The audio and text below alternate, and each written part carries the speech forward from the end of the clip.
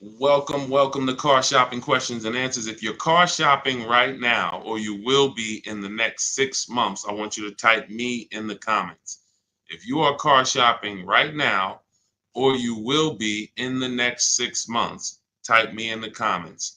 I'm here to talk to the people who are locked in, who care about their money for the next 30, 45 minutes about buying and leasing cars below market value. There's only three prices you can pay with any car. Market value, that's the price everyone pays. Negotiators pay market value. Above market value is people who just don't know how to negotiate at all, have no strategy. They're going to pay above market value. And then below market value. Below market value is reserved for the people with strategies, not negotiators. The reason we get below market deals is because we employ online strategies that are very easy to use, where we put dealers and banks against each other while we sit and relax at home. So start typing your questions. I do these live streams a couple days throughout the week to make sure you have all the answers you need to be able to buy, lease, and sell cars for the maximum money. And that's all we do here. So everything we'll be talking about is out of my new book. It's called It's called Cars from Home: 7 Steps to Saving Time, Money, and Avoiding Dealerships. It's 5-star rated, and you can get your copy for the next 30 minutes as part of my welcome offer for 75% off. It's normally $97, but if you get to my TikTok bio or my Instagram bio before 30 minutes is up, you got yours for $24. It'll be in your inbox in 2 or 3 minutes. I also have a comment on YouTube or in the Facebook comments for you to activate your 75% off. That's everything we'll be talking about today. Let's go with the first question, Dolan. Let's get the show on the road. And let's get to some unlearning and relearning. Philly Speed, the last car I bought, the dealership wanted me to use their financing instead of my pre-approval. So we always let the dealership see if they can beat the financing we have, but we also come in prepared. And now you got to be careful now, because banks are now scamming. Banks are locking people in with hard credit pull pre-approvals. So they know that the people are hip to pre-approvals. And so I want you to pay very close attention to any company, dealership included, that tries to lock you in, because that's the exact opposite of what we do. We do not let banks and dealerships lock us in, because that prevents us from shopping their competition. And the way that you save the big money, not the hundreds, if you want to save the thousands, the 3,000s, the 5,000s, the 10,000s, and more, is you're putting dealers and banks against each other. That is the name of the game, and that allows you to save more money than you've ever saved without being you could be the world's worst negotiator. You could be a horrible negotiator, and putting dealers and banks against each other is going to be how you save more money than the best negotiator in the world. So we don't do pre-approvals unless they're soft credit pull.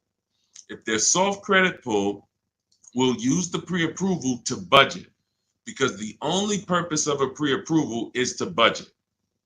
Who's a homeowner? Type me if you're a homeowner.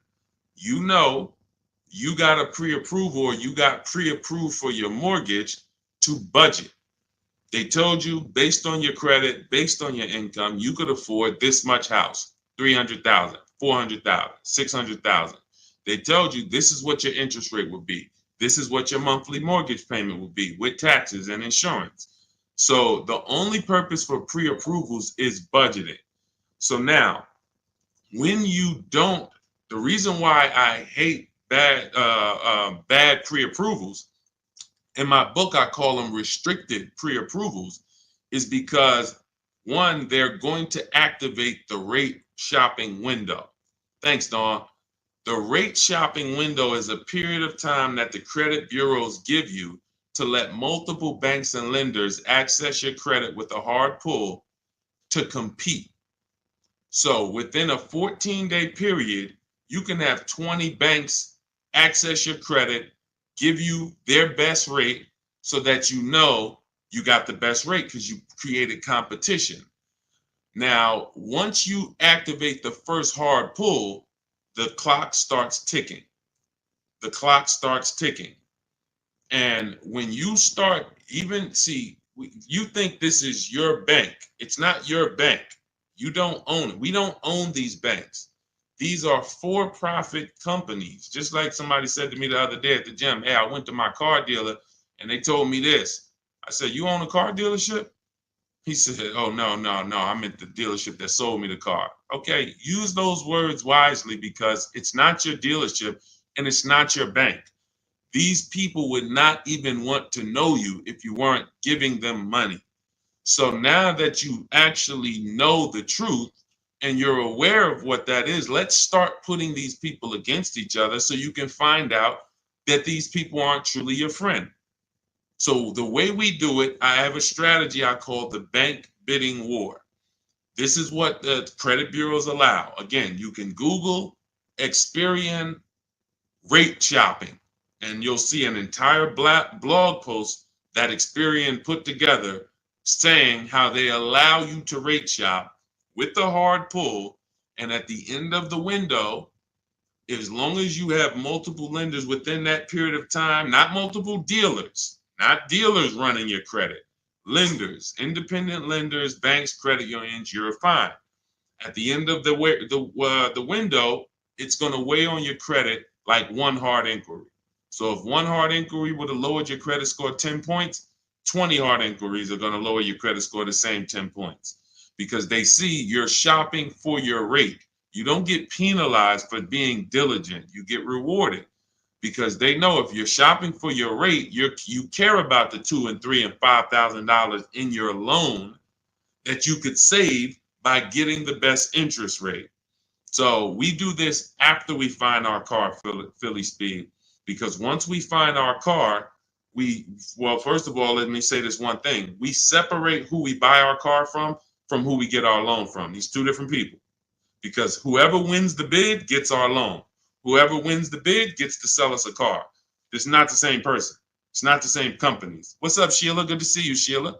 So this is so once we find the dealer who's going to sell us the car, they win the bid, used car, new car.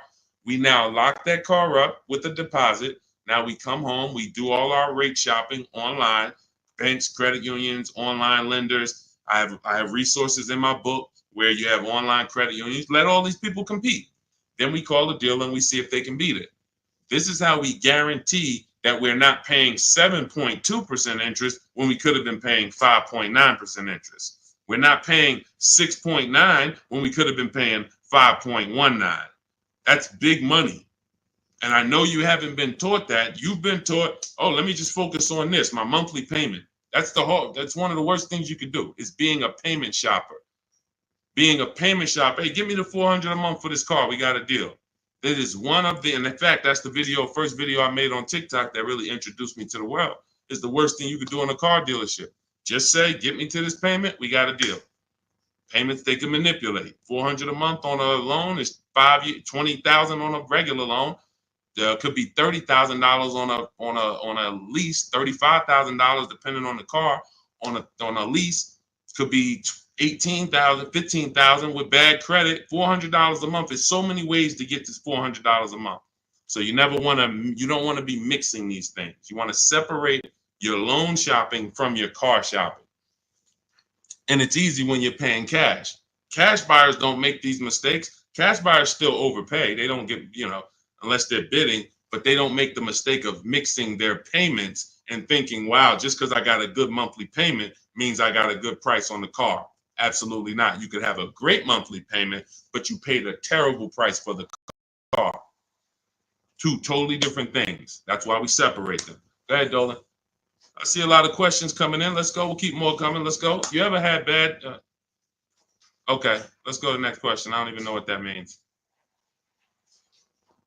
I don't even know what that means. Go ahead, Dolan. Next question. Maybe it was a typo.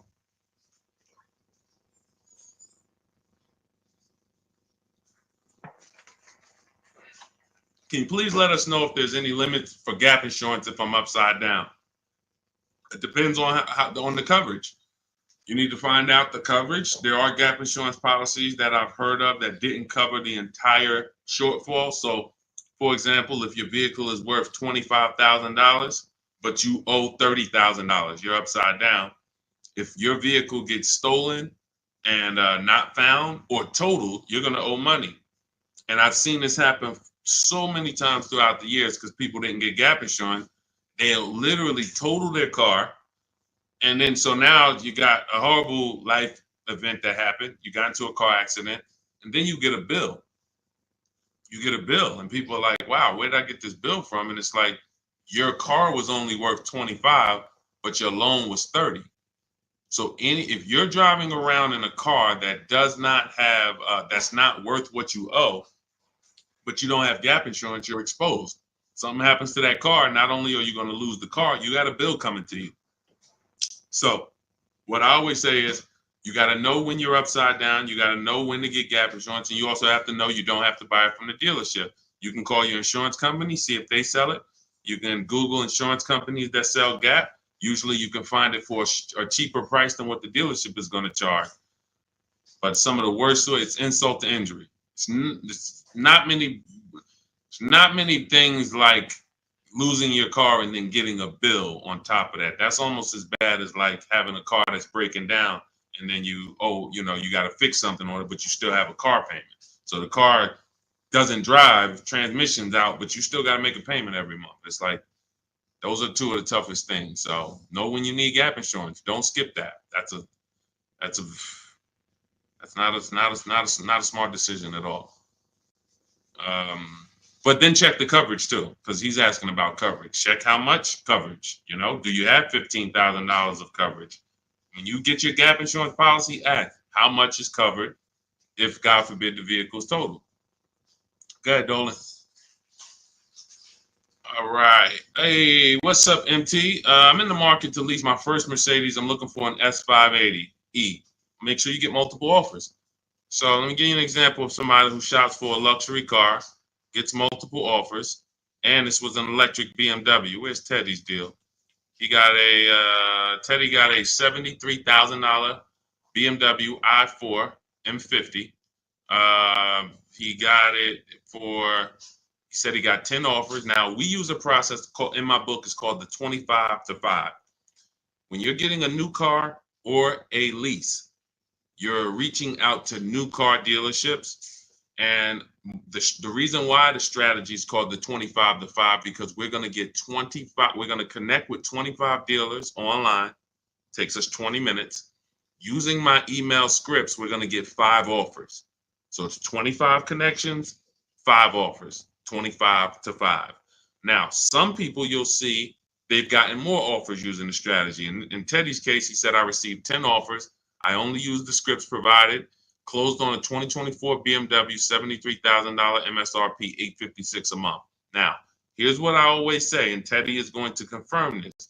When you properly shop multiple offers, you are going to see a wide range. If you shop the right way, your best offer should be $150 to $200 apart, at least that different. So your highest offer should be at least close to $200 apart from your best offer. And sometimes it's even more than that.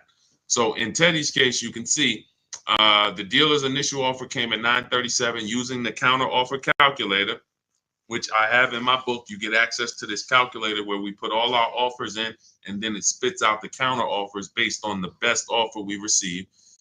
He said I counted at $829. He came back at $856. That's where he closed the deal at. So $856, $73,000 vehicle. That's a 1.1% lease. The way you judge your leases is you divide the monthly payment into the total MSRP, and that gives you what the percentage is. So he got a 1.16% lease. But here's what's very important. My highest offer during this process from a different dealer was $1123. $1123, even after his counters. So when I tell you that 80% of dealers are overpriced, had he been inside that dealership that was $1123 trying to negotiate, it would not have mattered how great of a negotiator he was. The $1123 dealer is not coming down to $856 because the $1123 dealer is an 80% dealer. They're not going to sell the car if they can't make a certain amount of money. And that's what the 80% do. They'll discount and say that's the best we can do. They're not lying to you, but it's not the best their competition is willing to do. So if you're in a dealership that's an 80% dealer, this is why I said at the beginning of the stream, negotiators lose all the time. Great negotiators who don't use a bidding system lose all the time. I don't care if you're in sales, you say, Deshone, I've been in sales, I negotiate for a living. You lose all the time because there's no way for you to know the bottom of a vehicle. You don't know, is the bottom 7,000 off? Is it 3,000 off? Is it 15,000 off? What's the bottom? And the only way for you to know the bottom is to get multiple offers from multiple dealers and see the one who gives you the best offer. That's what confirms what the bottom is. So this is what you do. If you're talking about leasing an S580, this is what you do. You get multiple offers. On an S580 $100,000 car, you should see a $400 swing from your best offer to your worst offer. You might see $1,100 a month, and you might see $1,500 a month from one dealer. That is from a different dealer. That's how different it is. Now, if you want to call around and try to get the quotes yourself by the phone, you can do that. We don't do that. We use email because I believe that most people don't like talking to car dealerships. Believe it or not, there are some people who do, and God bless them. Go ahead, do your thing if that's you. Start calling around.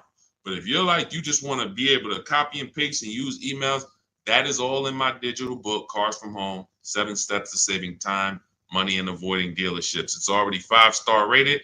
Thank you to everybody who's taken the time to write a review about the book. This is one that we got the other day.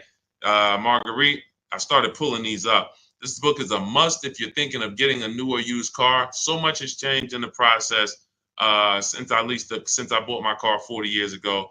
Think of it as a workbook. Even though you finish the book, you'll refer back to it several times. This is another one that I snatched. Deshone the Auto Advisor book, Leave Nothing to Chance from A to Z. He covers every aspect of car research, acquisition. I use the step-by-step approach from securing financing first to better understanding what I could realistically afford. Researched several vehicles, which led to the certified pre-owned. I reviewed my car specs, model years. See, what he's doing is he's walking you through the process I walked him through. That's what it is. It's a process. So when you get Cars from Home, my digital book, you now have a process for getting below market leases, process for getting below market car deals, a process for selling your lease instead of returning it to dealers and they go and sell your lease and make $2,000, $3,000, $4,000 and you didn't even know you could sell leases. You sitting here like, man, I didn't even know you could sell a lease. How much has that cost you? Let me ask you a question. You're like, Deshone, I didn't even know you could sell a lease. How much has just that alone cost you? If you don't know you could do it, you certainly don't know how to do it. There's still you listen, honestly, you might have been taught you can't even sell your car without the title. Who was taught that? I got to have my title before I could sell it. And I know this is true because when I was at the Mercedes dealer, people would walk in and the guy would be like, Deshone, is that the new one? I said, yeah, that's the new, the 20, whatever. I said, all right, as soon as I make my last payment, coming back to see you for that. I know. Most of the people are not going to admit it, but they didn't know. They don't know this stuff. So the reason why we have to get, I'm talking to you who are honest, who are willing to be honest and willing to take the bad news, because that's how we change. You cannot, if you won't admit that you didn't even know how to sell a lease, then how are you going to get to the point where you can sell leases and make $2,000, $3,000, $4,000? See, I always meet people with bad news because I care about your car deal. I'm not the person who meets you and says, hey, Milton, you're doing a great job. Brandon, Rindy, you guys are just doing a great job buying these cars. Look at your deals. Wow, you're getting 1% leases. Wow, look at all these offers. You're getting $5,000, $10,000, $15,000 off on all of these offers. Great job. Oh, man, look at your pre-owned car. You got a huge discount. Originally, this car was $50,000 and you got it with good mileage for $26,000. Wow, you got a great discount on this pre-owned car. That's not how I'm meeting you. That's not how I'm meeting you. I'm meeting you. You don't even know that you should be getting the new price of a used car. You're looking at a used car. Duh, I'm looking at a 3-year-old car. Deshone, how do I know if this is a good deal? Well, we need the brand new price. What was that car brand new? Was it 50? Hey, when I was looking at my Infinity truck, I was buying an Infinity truck 2 years ago. I was looking at 4 white ones. 4 white ones. They were between $30,000 and $32,000. Now, most people would have just said, oh, well, let me pick the best one. Close my eyes, did a roulette, and they would have got in trouble. Why? Because I know, which is what I teach you in my book and what I teach in these streams, you have to get the new price. So now I get the new price and I find out one of the vehicles brand new was 46, one was 48, one was 52, and one was 54. Brand new. So all of those cars, when they were 30 to 32, they look similar. Oh, they look so close in price. But once I understand that, oh, this one's 46. That one has $8,000 more equipment in it. The price became far. It became clear what value was the best. Somebody would have picked the $46,000 car and said, oh, well, that one they were asking the lowest price. Meanwhile, for $1,500 more, you could have got $8,000 more equipment. This is value. So these are the things when I meet you, this is how I come. Deshone, I know I made a lot of mistakes. I'm willing to hear the bad news so I can get to the good news, so I can stop making these mistakes. That's all we're here for. And if you could take that, then we're going to be fine. You're going to be just fine. I can help anyone get below market deals who's willing to unlearn. That's it. If you're willing to unlearn, you're good all day. Okay, so that's what you do, MT. Get bids, multiple bids. You need to get at least 5 bids for that Mercedes before you make a decision. Once you get the 5 bids, you'll have a clear winner. That's who you do business with. Go ahead, Dolan. And matter of fact, let me show this Mercedes discount too. Just so you know, MT, we just had somebody who got a Mercedes. And just so you know how much money is in there, you got to zoom in on this. But this was a $79,000 Mercedes electric one, just like the one you're talking about getting, except this is an EQE. And Milligan got $27,000 off. That's 20. Let me put that back on the screen. If you're on Instagram, if you're on YouTube, you can see this. $27,000 off. So I don't want you going in there thinking that, hey, if I could get $5,000 off, that sounds like a deal to me. Well, unless you get multiple offers, or you could leave a lot of money on the table, you'll end up overpaying by like $15,000, $20,000 and never know it. Go ahead, Dolan, shoot that next one up.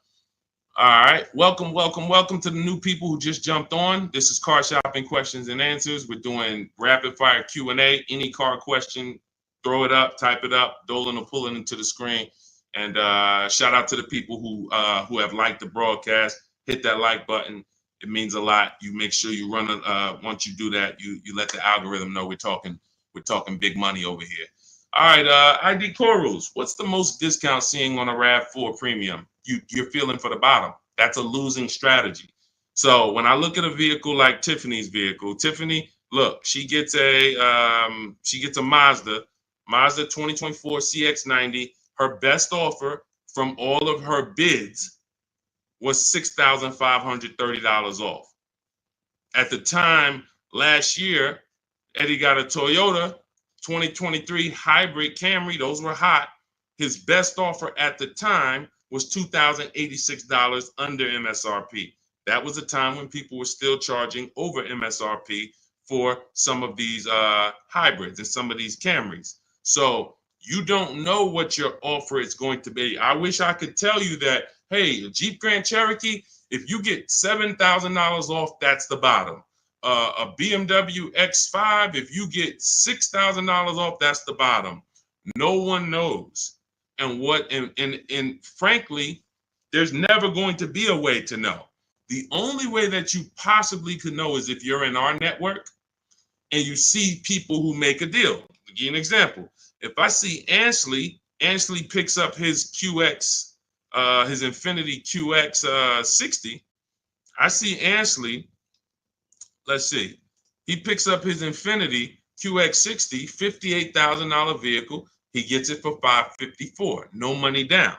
He leased it. $554, no money down on his lease. That's a under 1% lease, if you're not aware of how leases are judged. savvy people all know about the 1% rule. So if your lease payment is 1% or less than the MSRP, you stole a vehicle. So this is a 1% lease, no money down. That's the only way we can judge a 1% lease, not with money down. So when I look at the discount on this, he probably got $7,000-8,000 off that Infiniti. He might have got you can't get that type of payment without getting huge amounts off and huge rebates. But he did not know that he was going to get that type of payment on his Infiniti. He did not know that he was going to get that type of payment. He went in, he shopped the market using our strategies. And just so you know, once you know how to do this, it only takes you 90 minutes to shop the market. When you see these people, look at Ansley's last sentence. Started the process Saturday, accepted a deal Monday. This doesn't take you, I'm not ever going to spend more than 2 hours car shopping to get a deal. Never. 90 minutes tops, I'm going to get a below market deal on anything. So when you look at the process of using a computer, this is what they're made for. See, the problem is you're just not using computers. You're not using the internet. You use the internet for Amazon, don't you? Don't you use the internet to shop competitively from Amazon, to go on websites when you need to buy something big? You're going to the internet. But when you need to buy something like a car, you're going to the dealership, not the internet. When every dealership in America has a website that you could be reaching out to them and making them compete. But no one knows what the below market deal is going to be, Cora. It's just ID corals. There's no way to know. We have people who, you saw Milligan, her below market deal was $27,000. It depends on the vehicle. That was an electric Mercedes. Sean's below market deal on a F-150 Lightning that he got was $20,000 off. Where's his deal? Look, Kimberly, she got a Maserati. That particular Maserati, the below market deal was $20,000 off. But as I said, Sean, $20,000 off. But Tiffany was $6,500 off. So when you see on the Mazda, so it's different for every vehicle. You have to understand that. And there's no way for you guys to know that. Unless you're in our group and then you see somebody get a car that you want and you're like, wow, if he just got 20 and he did that work, then I know the below market deal is 20. Let me go get it. But you still got to send your offers out. But there's no way to know. And when you try to guess, you get in trouble. That's what negotiators do. That's what negotiators do. They'd be like, all right, I feel like I got 7,000 off this. I think I did good. What if you could have got 12? What if you could have got 17? You're not doing good. All right, go ahead, Dolan. Absolutely applies to used cars. Our system in my book, somebody said, does this apply to used cars? Our system in my book is below market used cars, below market leases, and below market new car purchases. We also have the bank bidding war where we make banks and credit unions bid for our business instead of going and begging one bank to give us a loan. So we also sell leases and sell. So we run pretty much an organized bidding system for car buying and leasing. That's what we do. In a nutshell, what separates Cars from Home from any other channel? What separates my teachings from anyone else? We have an organized system for making people bid for our business. We send them through a round robin. That's how we have grandmothers who save more money than the best negotiator. It's just that simple. Rosalie. Rosalie's deal is insane. Look at Rosalie. And I wish some of you, I know some of you have these cars. That's the reason I show all of these different cars, because you might have these cars and you didn't get these prices. So that should be a wake-up call when I show all these cars, Jeep Grand Cherokees, QX50s, Mazda CX90s. Some of you have these vehicles. And you can look at your deal, look at your paperwork, look at your selling price. Look, do you see any rebates included? Look at your price and be like, you'll see, man, I didn't get these prices. She got a 2024 Infiniti QX60, $59,000 vehicle. Look, her payment is $592 a month. It's a $59,000 vehicle. Some of you lease this vehicle, you put down $5,000 and your payment's $500 a month. She put down nothing. So this is below market. I told you at the beginning of the stream, it's 3 prices that you can pay for any car. 3 prices. Market value, that's what negotiators pay. Above market value, that's for people with no strategy pay. Can't negotiate, no strategy. Just please, just get it over with. Tell me what it costs. They're paying above market value. And then below market value. Below market value is reserved for the people who know how to make people bid and compete for their business. Okay. All right, go ahead. Every time you get a hard pull on your credit, it brings down your credit score. That's why you want to mix them with, you want to have, all right. So first of all, you want to understand that this is called the bank bidding war. And this is an organized process that we created based on what the credit bureaus allow. The credit bureaus allow you to have multiple banks and lenders access your credit within a certain period of time, and it will show as one hard inquiry on your score. You'll see the inquiries, but the score, where one inquiry might drop your score 10 points, you could have 20 inquiries, but it's still going to be the same 10 points. And you can Google very simply, go to Google, type in Experian, which is a credit bureau, rate shopping. And you'll see the article that Experian themselves wrote telling you how you can rate shop. Banks don't want you to know this. Dealerships don't want you to know this, but we do this. So this isn't something that's new to us. It may be brand new to you, but think about that. If you are letting a lender lock you in to one offer, that means you're not shopping your interest rate. If you're going to Navy Federal because you're so gung-ho and super chummy with Navy Federal, but you're not letting anyone else compete against them, then you're not getting the best interest rate you could be getting. You certainly don't know it. You think because, oh, Navy Federal, they're my credit union, they would never charge me a higher interest rate than someone else would. Who said that? Their goal is to make money. So we use a strategy that is allowed by the banks, by the credit union, by the credit bureaus, and most people don't know about it. That's fine. Most people don't know anything about what I'm talking about. So everything that we're talking about here, most people don't know about selling leases. Most people don't know about getting bids for their cars instead of trading. Most people don't know about sitting online and contacting 20 dealers to get a lease quote using online scripts, emailing only to get 5 offers. Most people don't know about anything we're talking about, leasing, and how leasing saves you way more money than buying unless you keep your cars 8 years. If you keep your cars 8 years, then leasing doesn't save you more than buying. But if you don't keep your cars 8 years, leasing, getting below market lease deals like some of the ones you see that I've shown you, saves you way more, thousands more than buying. Most people don't know any of this. So it's not about that. It's about, will you know it, Dawn?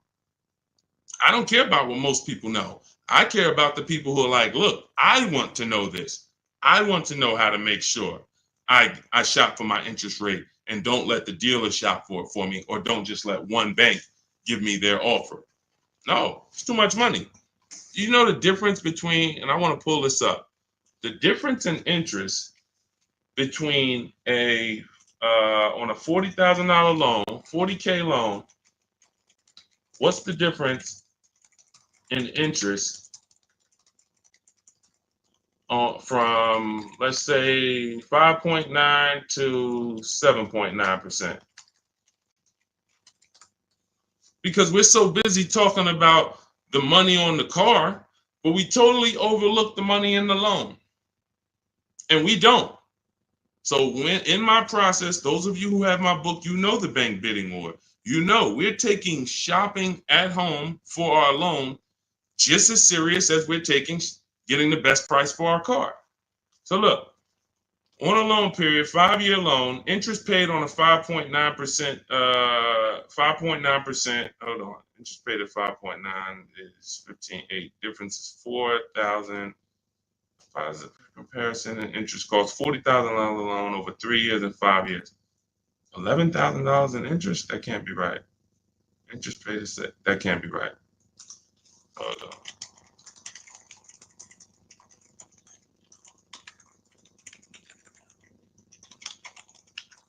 $7.9%.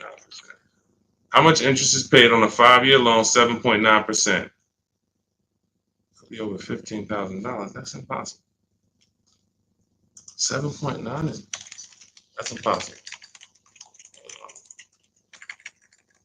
Hold on. Now I gotta figure this out. I know it's a big difference. I know it's thousands different, but on a $40,000 loan, hold on. Wow.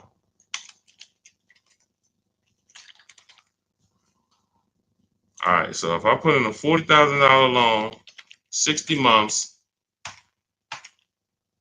7.9% interest, 0 down payment. Forget about sales tax. Let's see, calculate. All right. Principal, interest. Why is it not giving me? Here we go. Total loan interest is $8,500. Okay, that sounds more right. Okay, so on a $40,000 loan at 7.9, interest is $8,500. Now at 5.9, interest is $6,200. $6,200 versus $8,500. That is $2,300. $2,300 from 7.9 to 5.9. So when Navy Federal gives you a 7.9% rate and you're just like, oh, well, I guess I'll just take it. That's my credit union. And you're not shopping them. You're giving them money without even trying. And everything we do is quick, simple from home. But you need to understand how much money you have given to these banks and dealerships by just not making them compete. You're not just magically getting big money off and saving all this money. That's just not, it's too much money in car deals. Go ahead, Dolan.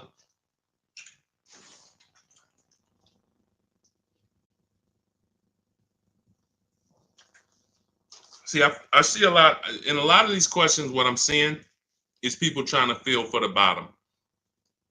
You don't want to use competitive strategies.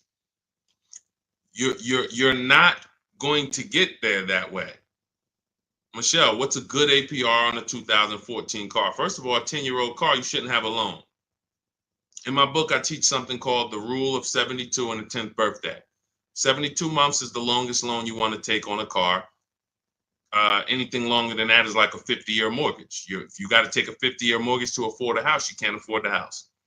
So why is the 10th birthday there? Well, that's because we should have the car paid off by the 10th birthday. In true affordability, you can do this. If you can truly afford a car, you can do this. You can get a car on a 6-year loan that has a payment that you can pay off by the time the car turns 10. You know who can do this? People who are buying cars they can't afford. People who want to get the Dodge Hellcat or the Dodge Demon and they can't afford the $70,000. So they're going to get one that's a 2017 with 90,000 miles on it, and they're going to pay 15 for it, 15,000. But the car is crap. Car's crap, 18,000, 20,000, but it's crap. Cars hasn't been taken care of, and they're going to take out a 6-year loan on it. So they're going to take out a 6-year loan on a car that is already old with high mileage.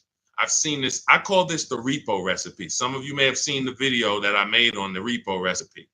The repo recipe created the rule of 72 and the 10th birthday, where I started looking and saying, by far, the amount of people I see losing cars to repossessions are people with loans on older cars. They own loans on older cars that instead of getting a nice, smaller, maybe less socially impressive used car, they want to get something that looks better, has more amenities to them, as more in a class of luxury. all right, Deshaun, I could get this 2015 BMW. It's it has 90,000 miles on it. They only asking 14 grand. It's a horrible decision unless you can pay cash, because all you're doing is investing in a car for 5-6 years with payments that is already due for repairs. At 10 years old, the car you're asking about, Michelle, is already due for repairs. This is the age of the car. This is the age of the life cycle of the car where repairs should be normal. 10 years old, the car should be paid off. And every 2 years, you go to your mechanic. Hey, what does it need? They say, okay, hey, you got to put 1,000 into it. You got to put 800 into it. No problem. Here you go. Let me keep my car running. That's the age of repairs. But when you're starting a fresh loan on a car that is in the age of repairs, this is what I call the setup for the repo recipe, because you're going to now get this payment, $400 a month, $300 a month, $500 a month, whatever it is, and you now have a surprise. Hey, car's breaking down. Hey, what's this light flashing on my dashboard? Hey, what's this going on? What's this sound I'm hearing in the back? That's because you bought a car that is in the age of repair and you just bought it like it wasn't. See, if you drop cash on it, 15 grand, I don't got no problem with that. Because now you're going to say, all right, Deshaun, I bought an older car, paid it off, but I'm going to put some money to the side just in case things go wrong. Perfect. But when you're making your car payment and you're paying your insurance and you're putting gas in the car and you have to do an oil change, and then something breaks and it costs you $2,000, you're gonna see the repo recipe, because you're gonna be like, wow. And God forbid something major happens, like the transmission goes, or a head gasket goes, or the engine goes. Oh, forget it. Now you're sitting there with a $400 payment on a 10-year-old car that literally you still owe $16,000 on, and it doesn't even drive. You need an engine. Happens all the time. I've been seeing it happen since 2006 when I got in the car business. And what's the reason? Older cars, long loans. Let's get these older cars, instead of being frugal and saying, all right, I could afford $300 a month. Let me go get an inexpensive, smaller used car that I can get something that's 5 or 6 years old, where it'll take care of me. It's not going to have all the bells and whistles because I don't have the budget for that, but it is going to be dependable. It is going to get me from point A to point B. It will allow me, it won't surprise me. I'm not going to come out one day to go to work and the car is broken down on me. Now I'm calling out of work and I got to call a tow truck and all of this stuff you're going to have with this 2014. So these are the things that I speak to my family about, to my friends when I was in the car business. These are the things that I would speak to people about, Michelle. A loan on a 2014 is a horrible idea. I can't even tell you what a good APR would be, but if you had said what's a good APR on a 2020, I can tell you we need to bid that out. We don't know what a good APR is. Is it 5? Is it 4.9? Do they have a special interest rate, 1.9? What's the best we're going to get? We're going to put it through a bank bidding war process, and we'll see. That's it. But a 2014, that's just too old of a car to have a loan on. Go ahead, Dolan. Everything I'm teaching is inside my new digital book. If you want the entire blueprint of everything that people like Pierre have used, people like Zafrina have used to get these below market deals, Teddy, people like Jared, look, Greg, some of you know Greg, he got his EV6 Kia, $56,000 vehicle, $527 a month. Everything that these guys have used and girls have used to get these below market deals is in my new digital book. And you can have it for 75% off. That's my welcome offer, but it's only for 30 minutes. After 30 minutes, it goes back up to $97. So if you want yours for $24, head to my TikTok bio now or my Instagram bio, click the website link there, and then click the button that says 75% off new book. Get there before the timer so you can get your $24 book instead of a $97 book, even though it's worth it at $97. And if you're on YouTube, I have a comment for you, a link for you in the chat, and then I have a link for you guys on Facebook. But that's for those who want the blueprint. It'll be there. And make sure when you get your book, you screenshot the thank you page, because it has my support team's email on there, just in case you type your email wrong. Want to make sure you can reach out to support to get your book. Go ahead, Dolan. Does your book go into detail about cash purchases? Cash is simple. It's just simple. You're using one step of the bidding process. If you don't have a car to replace, then you're using one step. If you have a car to replace, then you still be doing the equity assessment to sell your old car. You just wouldn't need the bank bidding war because you're not financing. But for sure, if you use you'd be using the same process that Milligan used. Milligan used to save $27,000 off her car. Pierre, he got his pre-owned Mazda. He got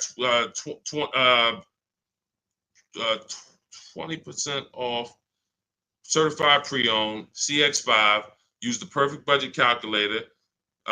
Spotted this best deal of similar listings, and then he knows how to get the original price to make sure that he got the biggest discount from the new version.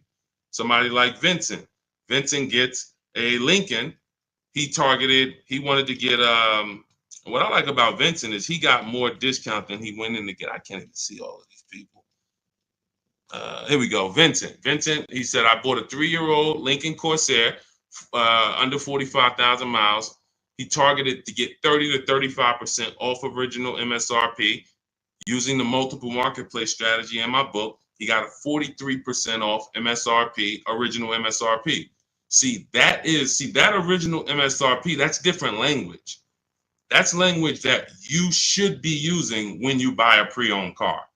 There's no pre-owned car that you should be buying from this day forward, and the original MSRP is not in your language. It just makes no sense. How do you know what the price is if the price you're paying is good or not? What are you basing it off of? Market value? What the other ones are listed at all? That doesn't matter. What matters is how much was that car originally? 60,000? Okay, now they're offering it for 30. It's 50% off. How much was this car originally? 52? Now they're offering it for 30. Okay, what's the better discount? That's what matters with a used car when it comes to getting the best price. Now, that has nothing to do with getting a quality car. We have different steps we take to get a quality car. You have to check the Carfax. You have to look at the title. We don't want salvage title. We don't want frame damage. We don't want rebuilt titles. We don't want rentals.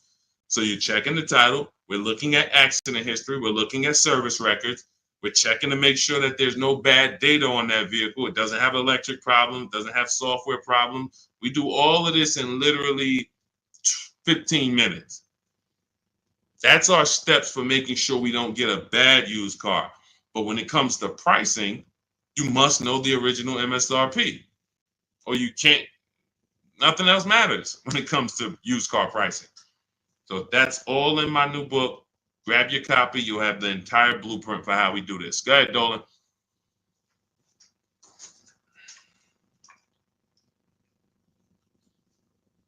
What do you do if your loan is upside down and you want to lease? Transfer it over. In my book, we have 2 ways to get out of a negative equity. There's 3 options with negative equity. 2 lead to a car, 1 does not. So just so you understand the severity of negative equity I call the bad credit for people with good credit. Because when I was at the dealership, people walk into Mercedes, and if they left with they could have an 800 score. If they had too much negative equity, they were not leaving with the car. So there's only 2 things that I've witnessed in my career that stop people from getting deals on cars. Credit's too bad, negative equity. So that means it's a serious thing. So what I say is understand the cause. The cause, which you seem to know already, Lavis, is you should be leasing, but you buy. That's why Lavis is asking about going from a negative equity deal to a lease, because the taking out 5-year, 6-year loans is what you do. Then you go and you replace those cars in 2 or 3 or 4 years. You have negative equity.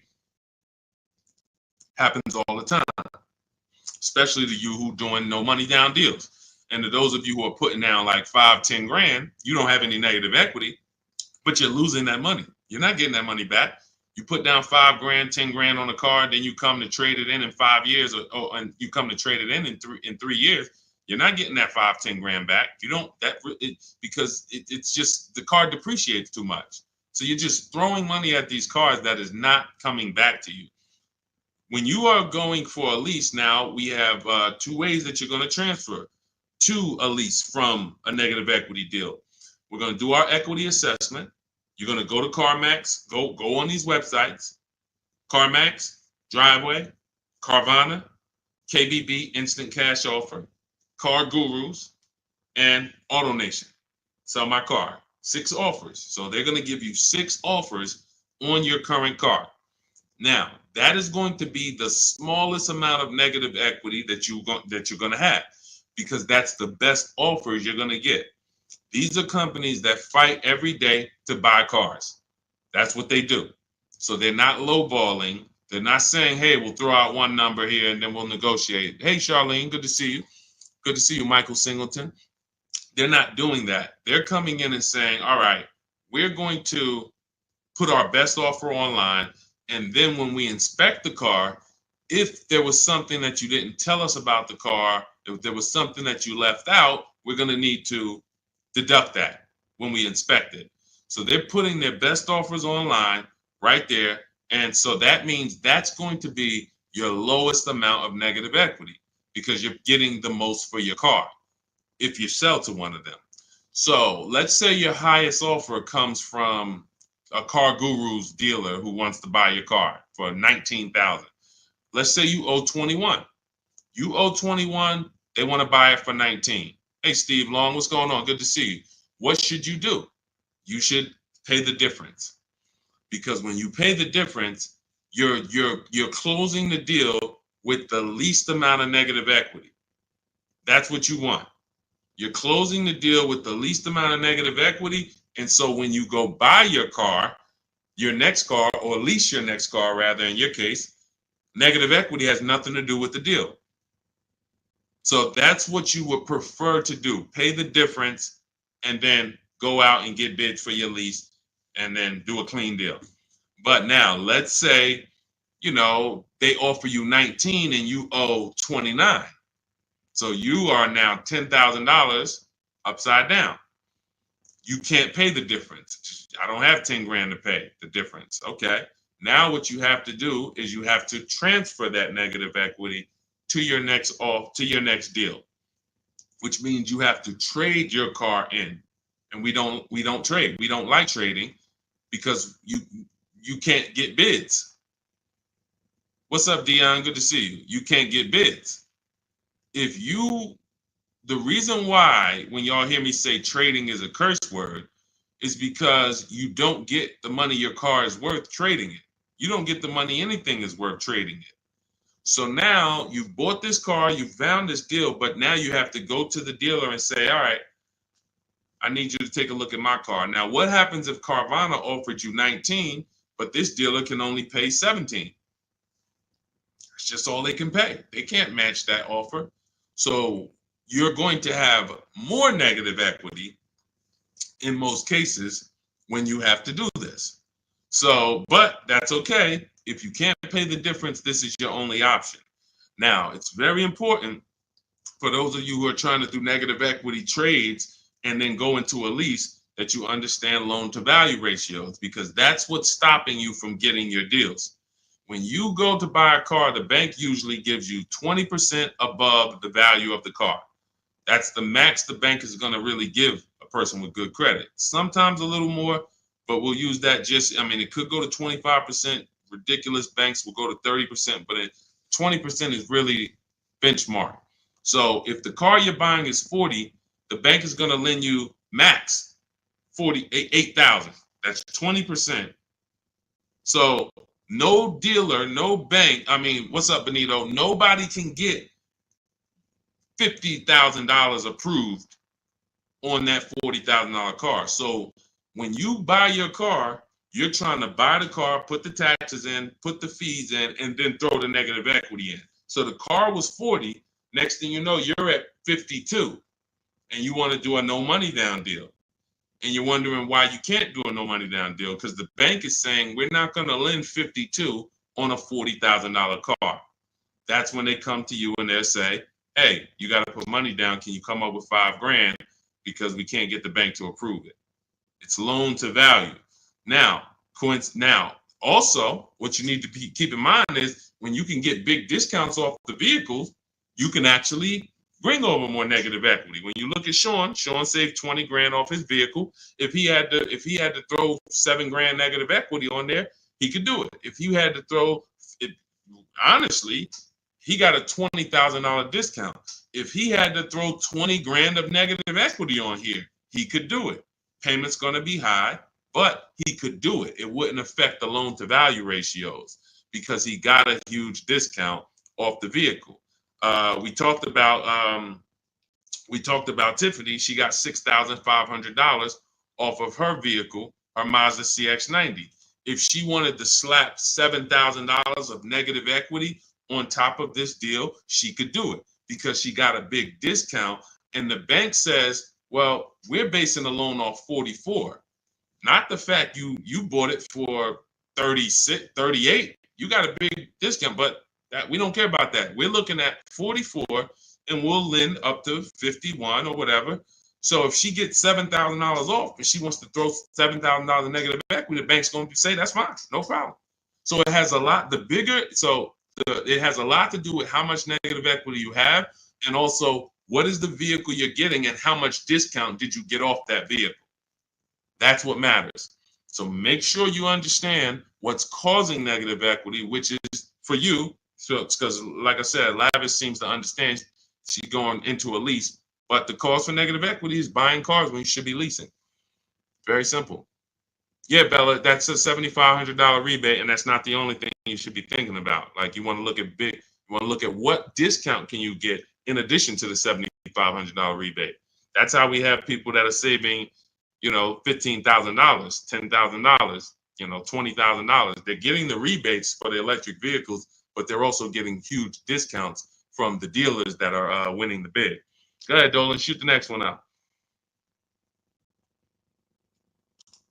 Okay, all of this is in my new digital book. It's called Cars from Home, 7 Steps to Saving Time, Money, and Avoiding Dealerships. This is the blueprint. This is 14 years of car business experience with Mercedes, with General Motors, and running my own brokerage and teaching thousands of people online how to get these below market deals and using a system.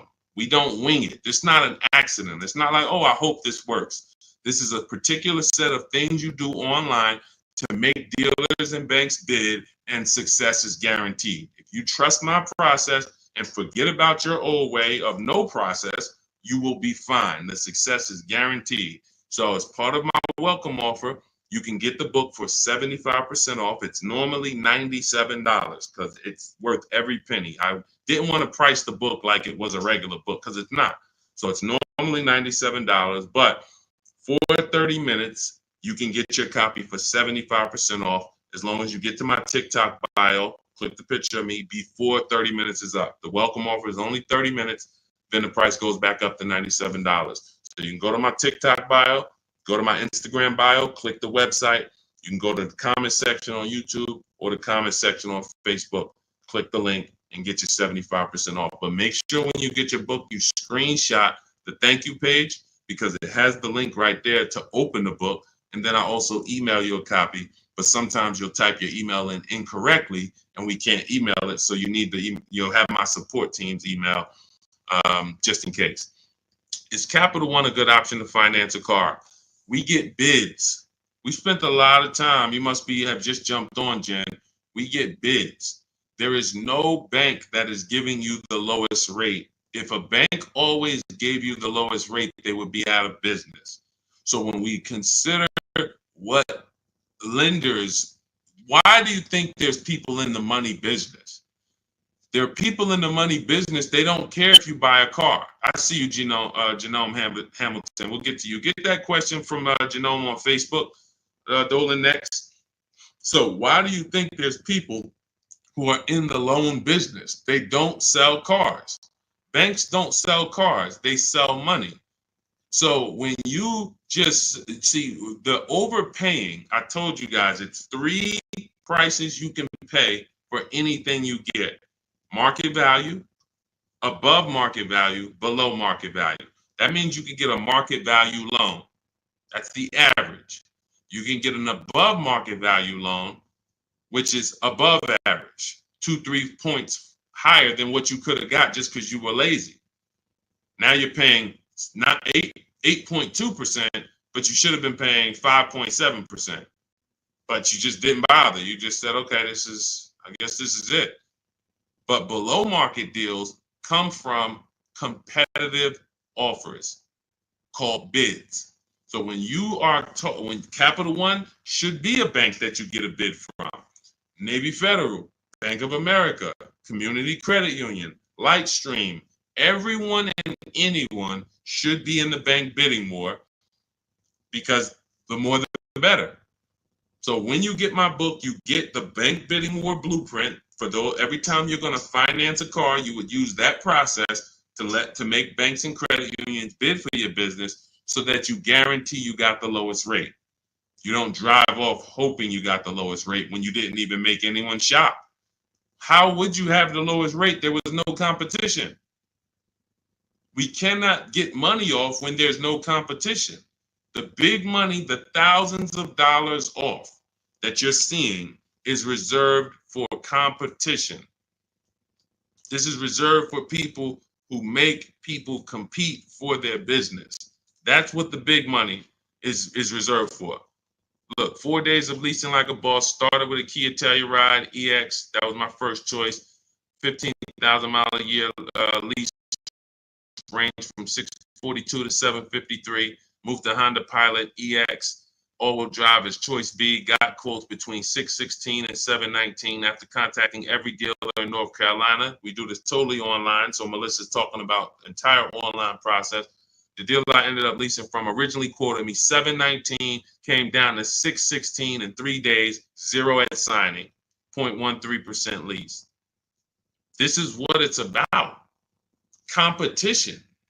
She knows she got the best price. You can't go to her and be like, Melissa, you think you could have did a little better? She's going to be like, look at all the offers I got. Do you think I could have did better? You're going to look and say, no way. See, competition is what gives you the peace of mind. Every time you buy a car, why don't you have peace of mind? Why are you driving away hoping? Driving away, oh man, you think we did all right? Should we have gotten tried to get more for the trade in? Shoot, we ended up putting 3,000 down. We only wanted to put 1,500 down. This is how you're leaving the dealership. Why? Because you're not making people compete. So when you're not making people compete, you're begging for discounts. And you have no leverage to be able to compare to even know that you got the best price. You have nothing to compare it to. So when people come on the stream and they're like, hey, Deshone, I'm paying $519 a month for this car. Is that a good deal? You have nothing to compare it to. Hey, I got a 2019 Mazda 3 for $17,000. Is that a good deal? You have nothing to compare it to.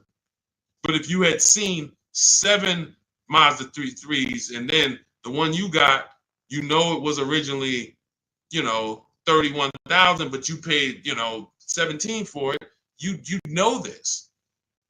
And this stuff is simple. This isn't building rocket ships.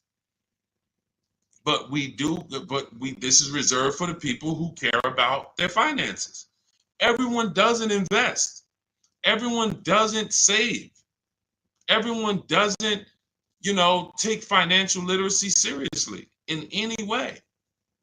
But there are opportunities that flash past all of us where we can absolutely benefit from learning things that other people don't know.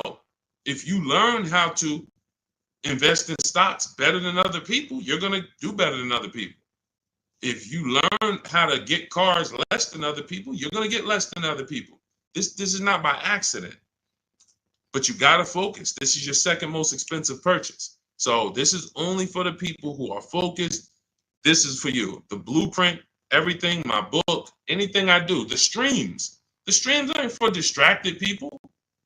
We can't do nothing with distracted. There's people on here right now. They've got me on one channel, playing video games on the other channel, and then eating with another hand. And they think it's hard to win like that. And we're going to talk about a $30,000, $40,000, $50,000 transaction, and you're not even really focused. So I want the people who are focused to understand your success is guaranteed. Just by being locked in, your success is guaranteed. Because we have a process that you can trust that you no longer have to wing this car buying thing. I've been in this thing since 2006. Car buying is very predictable. New cars, used cars, leases. There is nothing a car salesman is going to say or type to me or send to me in an email or send to my people that I haven't seen before. I used to have to send those same emails, copy and paste them. It's so predictable.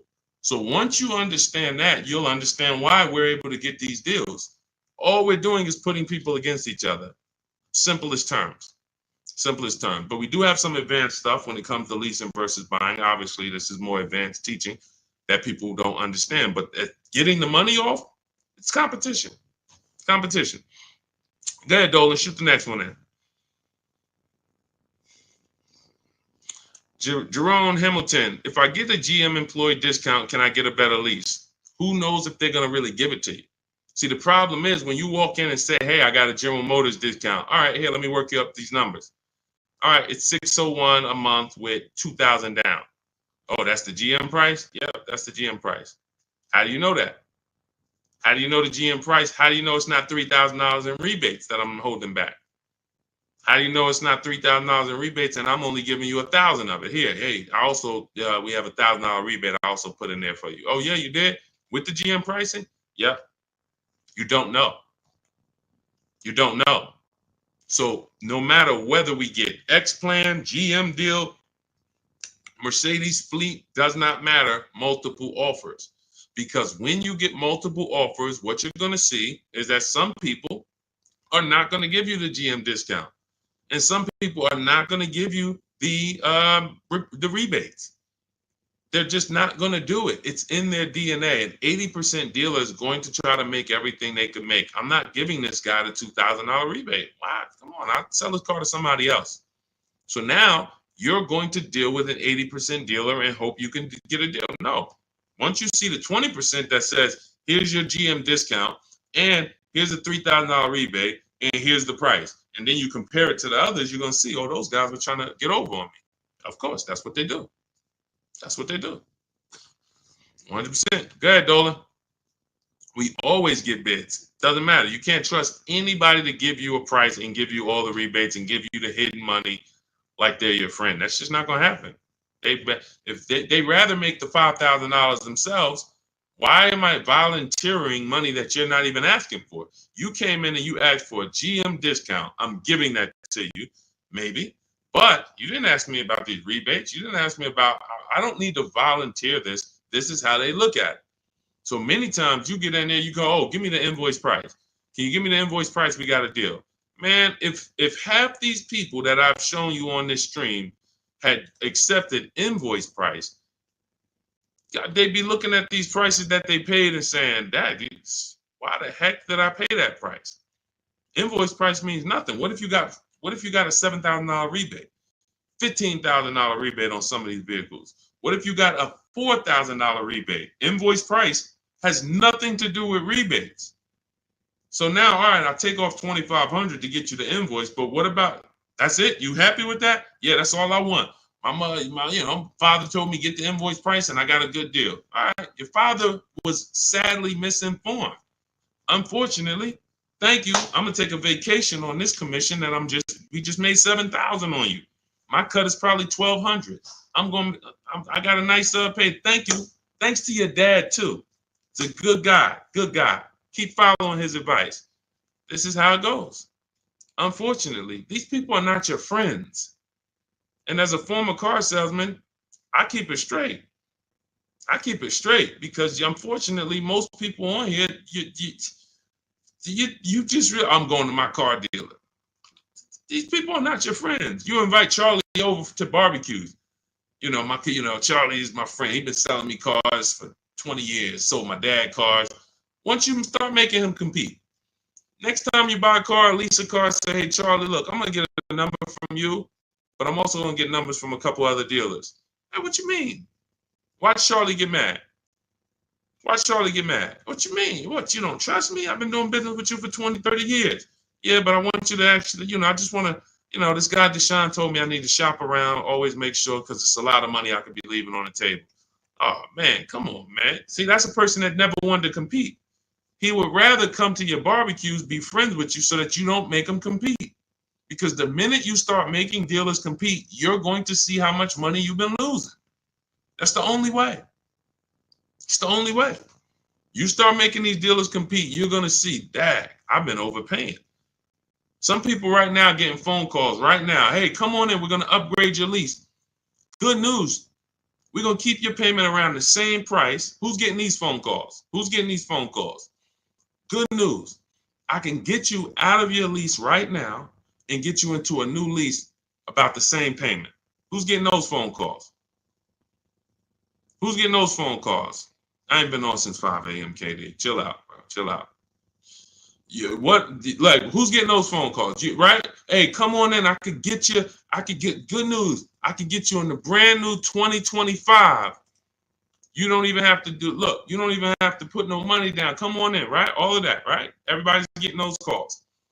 Why? Because 2022 and 2021, they overcharged you and your payment is so high, even though deals are a whole lot better. They were better back then, but they put you in a high deal back then. Now what they're trying to do is keep you in that high deal, hoping you're used to it. And they want you to think that's normal. They want you to think, hey, Mr. Hayes, yes, you've been paying $750 a month since 2022. Good news. The market is all bad. The market's bad, right? Oh, yeah, I'm hearing that. Thank you. Thank you. I'm glad you're aware. Now, see, you say stuff, you don't even realize you say stuff that helps them make more money. That's why we don't talk in my system. There's no talking. But when you say, a lot of my friends been saying, man, these prices have been high. I don't even know if they ever going to come down. Yes, thank you. You're right. You're so right. We say the same thing in here every day, Mr. Hayes. But the good news is this. I can actually get you in a new vehicle and keep your payment around the same price as your old 2022. Oh, yeah, you can do that? Yeah. Man, well, I really like to come down. Yeah, but listen, things have not, interest rates are high, right? Have you been following interest rates? Yeah, I have been seeing that they're high and they've been high for a minute. Yeah, so that's all affecting the prices we can offer now. But, normally your price will go up by about $120. Normally you go into the 2025, but, I see you bought a car in the past and I was able to pull some strings, work with my manager, and we can get you on a new one, keep your price around the same. Okay, all right. When can I see it? Come on down. When can it come down? That price should be dropping from $750 to like $520 because the market is entirely different. There's been great deals out here since the daggone pandemic. It's been great deals. During the pandemic, we helped Bonita. Bonita got her Telluride. She got it for $600 a month during the pandemic. That's why I always show her deals. $600 a month. People are leasing these for $800 a month, $900 a month during the pandemic. This was 2022 when people were leaving out of the dealerships with axes in their heads. Couldn't believe how high they were paying. She believed $600 a month, her dream vehicle. So these deals have been out here. Look, Greg made this deal. Look, we've been making deals, below market deals. Look at Danielle. $44,000 vehicle, $550 a month, no money down. Charles, Palisade, $48,000 vehicle, $597 a month. Hyundai Palisade, top 5 SUVs in the market the last 3 years. So the people who tell you there's no deals, they don't know how to get them. So yes, when you go into, when you don't have strategy, I told y'all, I've said it, I think 3 times, maybe 4 on this stream.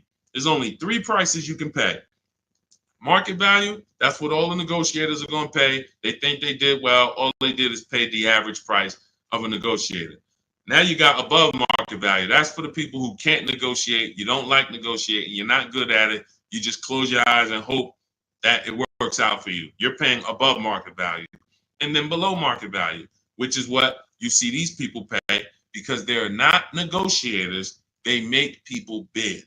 And when you make people bid, You don't have to be a negotiator. If someone comes in to fix, you want to get your kitchen redone, and they tell you, okay, it's going to be $50,000. Yeah, hey, is that your best price? All right, yeah, all right, because I'm going to have 3 or 4 other people come in and get a number too. Okay, well, I might be able to get you from like 50 down to like 45. Okay, it's all right. I'm going to have another person come. Another person says, I could do it for 41. Another person says, I could do it for 60. Okay, another person, I could do it for 42. Now you're creating competition, and all of them you tell, hey, I'm getting multiple bids, and they're going to give you their best offer. Doesn't mean they're going to win, but when they know you are getting other prices, they're going to give you their best offer. And that's what I tell you. When people say that's our best offer, Mr. Nunn, that's my best offer, Mr. Henderson, they're not lying to you. That's their best offer. They're not going any lower because they want to make a lot of money. Look, man, I'm making $6,000 on this car. If I can't make it, I'll sell it to someone else. I'll sell it to someone else. I don't need to sell. That's how the 80% of dealers think. You expect the incentive to get a lot better the next few months, especially Ram. What are the incentives now? Unless you can tell me that you shop multiple dealers for Rams and you can show me 5 different offers you've gotten on a Ram, you don't know what the incentives are now. How can we wonder if stuff's going to be better? What are you comparing it to? You went into one dealer, Dodge dealer, hey, how much is this Ram? They told you and you're like, oh, well, that's expensive. 80% dealer. 80% dealer.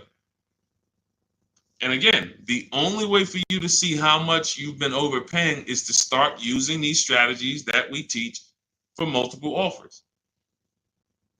And I know, sometimes it's hard to face that. Sometimes you would rather not see how much you've been losing. And that's understandable. It doesn't make financial sense, but it's an emotional decision that's understandable. I don't want to know, Deshone. I would rather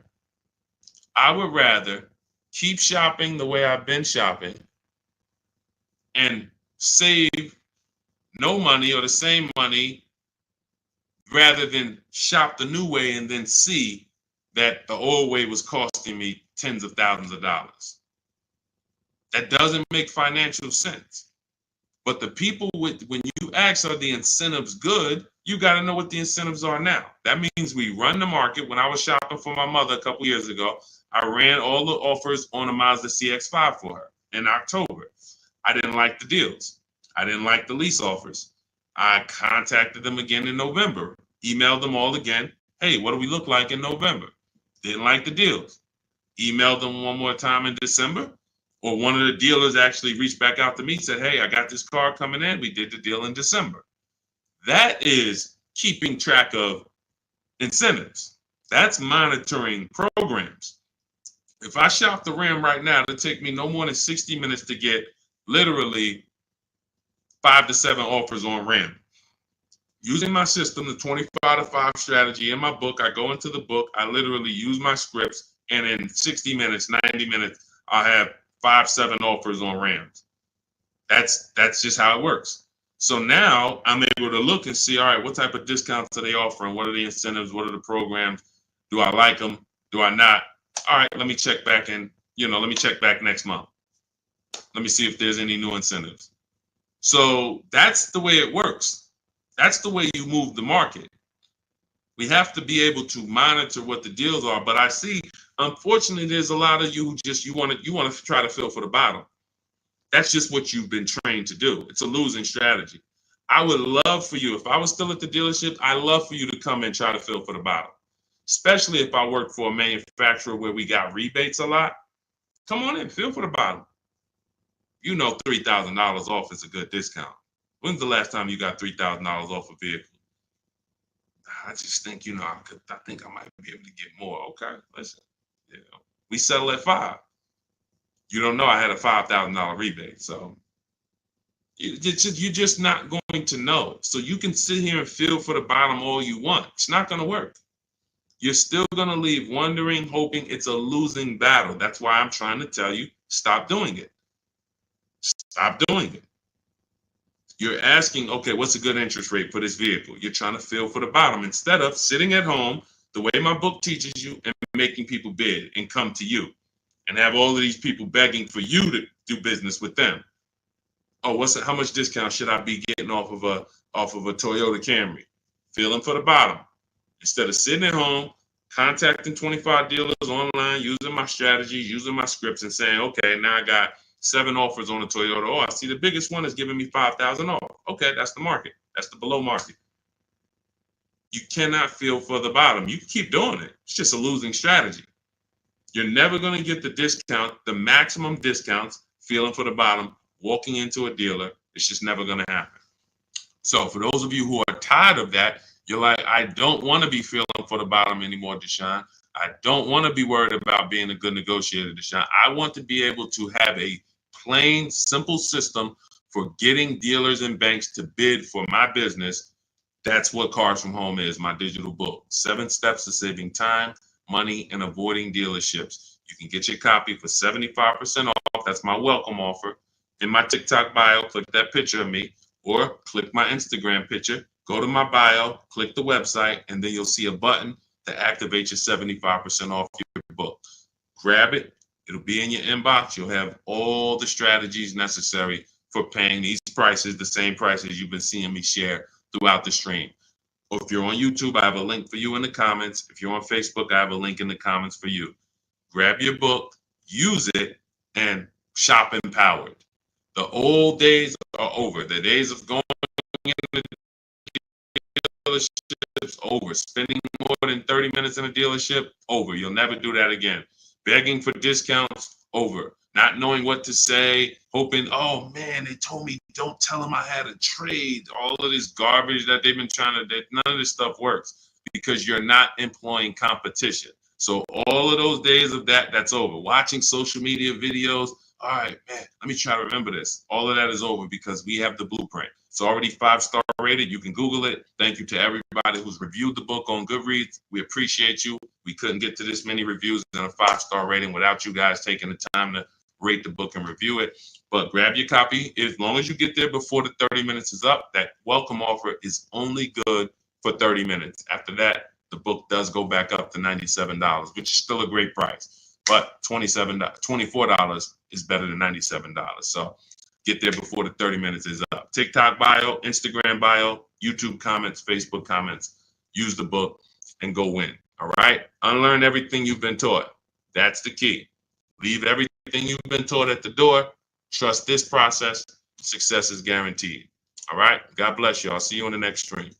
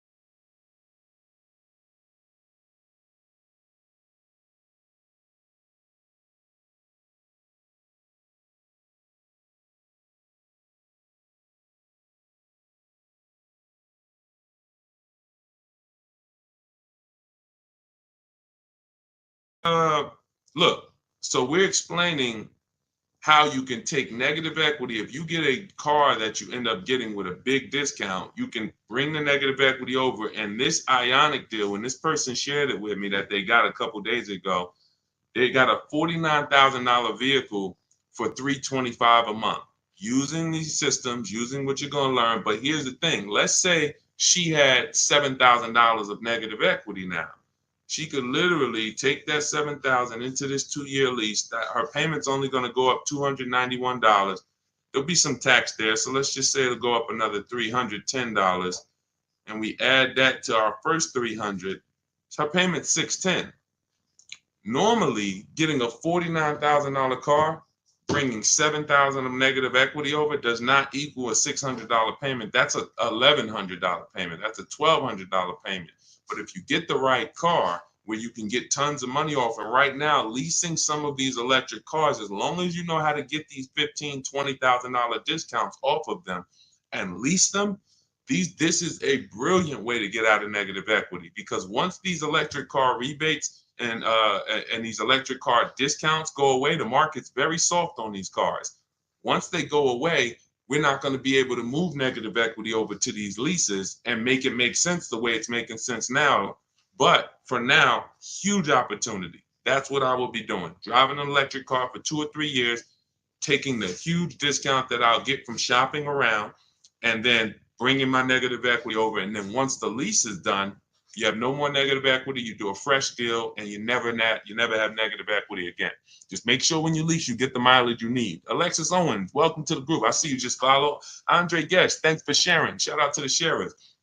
And shout out to the people who tap the screen. Every time y'all tap the screen, watch the likes go up. So if you hear something that you like, you're enjoying it, just start double tapping the screen. Y'all will keep running the likes up. So keep typing your questions in. We're live. Dolan, can you bring some of these questions? I don't know if you had time yet to get some of these questions we got on TikTok. Jason Davis, good to see you. Moni Love. Yes, I actually told Moni Love. She asked, do I provide broker services? I don't do broker services. I do something, in my opinion, we do it better, because a broker still is going to shop, and you're never going to know what their best deal really is. Brokers make a lot of money. I'm in New Jersey, where there's a lot of brokers. There's a lot of brokers in New York, and brokers make a lot of money, and they basically do it based on trust. If I have your trust and I got the ability to control your entire car deal from start to finish, I have the ability to control where you buy your car from, returning your old lease, could be equity in that. I'm controlling all your money, and I'm controlling it based on a trust system. Then I have, and the thing that's better about being a broker, which is why really, you know who becomes brokers? Car salesmen who get tired of small commissions. Because car salesmen, when we're selling cars, we're getting probably on average 20% of the profit. And if the profit is $3,000, if the profit's $10,000 and we bring home $2,000, okay, that's cool. But brokers, all right, if the profit's $10,000, I could bring home $5,000. I'll split it, because the dealerships look at a broker as another dealer. So that's who usually becomes brokers. People who look and say, man, I'd rather make 2-3 times the money on each car, because I'm my own dealership. So what we do is we work with people and show you how to get all your numbers yourself, show you how to get the market reports yourself. If you use what's in my digital book, Moni, you could become your own broker, because no one actually shops cars the way we do. We do market assessments. So when we're leasing a car, we reach out to 25 dealers online. We never have to talk to them, and we get 5 offers, at least 5, sometimes 7, sometimes 10. New cars, we reach out to 25 dealers online using scripts, email scripts that I wrote. They're already wrote. You don't have to think about them. They're already written out. And then we get 5 offers. And then for a used car, we shop the market. We assess the market from the low side to the high side. We narrow down used cars based on title record, service history, accident history. We verify there's no bogus fees that they're going to try to charge us. Who's done that? You go to the dealership thinking you're going to get one price, and then they hit you with these other fees. This is what you do to avoid these things. We have to have a process for this. And so you could do this and become your own broker, but I would never recommend a broker, because unless they're going to give you a spreadsheet.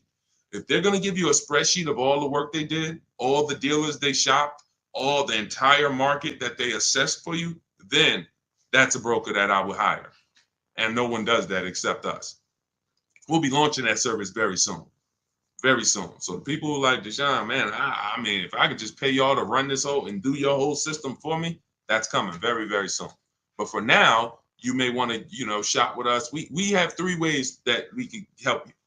2 ways now. Do it yourself. That's get my book. That's the whole blueprint. If you're a do-it-yourself, Deshone, just give me the blueprint. As long as the blueprint's official, I'll get it done. That's my digital book. You can get it for 75% off in my bio. In my TikTok bio, Instagram bio, the comments, you get it for $24 if you get there before 30 minutes. And the done with you, that's when we're doing it together. You're looking at coaching videos, and I'm walking you through it, and I'm supporting you. That's also in my bio. So again, what's coming soon is the done for you, But and you know, that's our commitment, to be the best company in the world for the car buyer. So we're getting there, slowly but surely.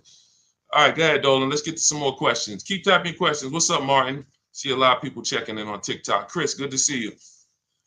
Can you do this with Tesla? Great question. Right now, Tesla is very soft. They have a set price, though. They don't negotiate. So what they do is when you're buying a new Tesla or leasing it, you know you don't need to get bids, because getting bids is to avoid overpaying. Getting bids is to avoid buying a car from one place and another place over here would have sold it for 5,000 less. Tesla operates similar to like the Apple store. You going to get an iPhone in California, it's the same price for the iPhone in Florida, same price in New Jersey. So you don't need to shop around for an iPhone. It's a set price. That's Tesla. But any other car is different. Every other car, it's different prices. 3,000 more here, so that's the difference. But with a Tesla, you still need to divide it. If you're going to lease it, you need to understand whether you should buy or lease it. That's based on how long you're going to keep it. And this is proving the point. The point about depreciation that we've been preaching. I've been preaching depreciation so many years to people who say, well, I don't lease cars, Deshone. They limit you on mileage. That's not true. You can pick your mileage up to 30,000 miles a year for most cars. You know, Deshone, I don't like to lease. I'm going to beat my car. They want you to have the car perfect. That's not true. They give you normal wear and tear. You can bring the car back with dings. You can bring the car back. They expect 3 years of wear. What they charge you for is excess wear, which is similar to negligence, abuse. If you have a baseball-sized dent, that's the stuff. But depreciation, Tesla is proving that people should not have been buying these cars because their cars are depreciating almost worse than any other car on the market. And they sold you based on, we have this brand, Tesla, and people went out and buy these cars. They didn't want to lease, didn't listen to the advice. Now they bought a $50,000 car that lost 20% of its value in a year. These cars that were 40,000, they can get them for 30. This is the dramatic depreciation. Now, had you leased these Teslas, had you leased them, it wouldn't matter to you. You drop it off after 3 years, you pay your low payment. See, leasing protects you against depreciation. Car values drop through the floor, no problem. I'm good. The buyers, that's a horrible situation. I would hate to be in a Tesla that I bought 2 years ago and see the values dropping the way they drop. Okay, but yeah, that's what we did. That's the only part of the system that we don't have to shop around for, Brian, which is where we're going to buy the Tesla from. But we still need to understand if a lease makes sense. Divide the monthly payment into the MSRP. If it's 1% or less, you got to steal. If it's between 1% and 1.5%, that's a good deal. The lower, the better. We don't lease vehicles over 1.5. A lot of people got bad lease deals. A lot of people driving around right now in bad lease deals. They put a ton of money down. Their payments are way too high. I'll give you an example. Look. I'll give you an example. Look at Raphael. $45,000 Jeep Grand Cherokee, $549 a month, no money down. $45,000 Jeep Grand Cherokee, no money down, $549 a month. That's great value. India. Look, she got a Hyundai Elantra, limited, with the leather and everything, $365 a month, no money down. That's a below market lease. A lot of people, their problem, they got a couple things going wrong with them with leasing. One, they don't understand depreciation. Two, they're not choosing the correct mileage that they need for the lease. Three, they're overpaying for the leases because they're not getting multiple offers. And so when these people tell you, if that's you and you're like, oh man, I don't like leasing, I see why. You're doing it wrong. Follow our system, your leases will be great. You'll pay less than everyone. And that's what we do. Go ahead, Dolan, shoot the next question up. Keep typing your question. Greg the Barber, good to see you, man. I ain't seen you in a while. Good to see you. Greg the Barber, Taz, good to see you. What's going on, Simba girl? Good to see you. Leroy Rogers, stay posted. We got you. I have a 2022 Lexus paid for. Want a new Porsche 2024 or 2025 to buy versus lease. If you're gonna, are you keeping the Lexus? I would listen now. If you bought that Lexus and you're looking to replace it, you're gonna lose a ton of money.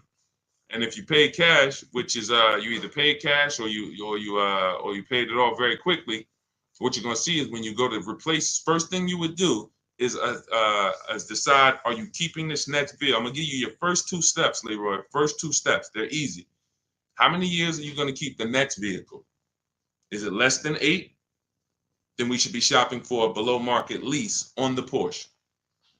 That's very simple.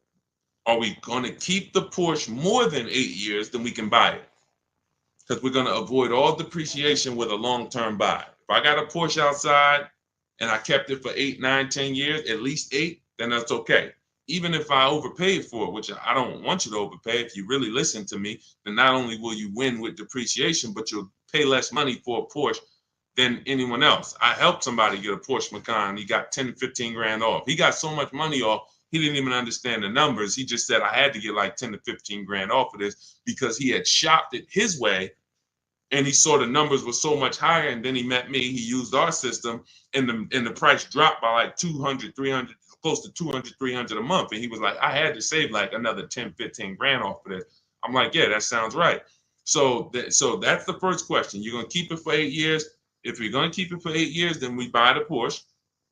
And what you would do is you would now assess the value of the Lexus. If you're going to sell it, you're going to go to CarMax, Driveway, Carvana, KBB Instant Cash Offer, Auto Nation, and Car Gurus. Again, I'm going to write that down. These are the companies we sell our cars to that we get bids from. We don't trade cars. We do not trade cars. The only people that have to trade cars are people with negative equity. That's why we want you to come out of negative equity. We don't trade cars. We sell our cars. And in fact, when you trade your car, you think you're trading it, you're actually selling it. That's why it's on that contract. It's on that buyer's order is, I'm selling you my old car for this amount. So we get bids, six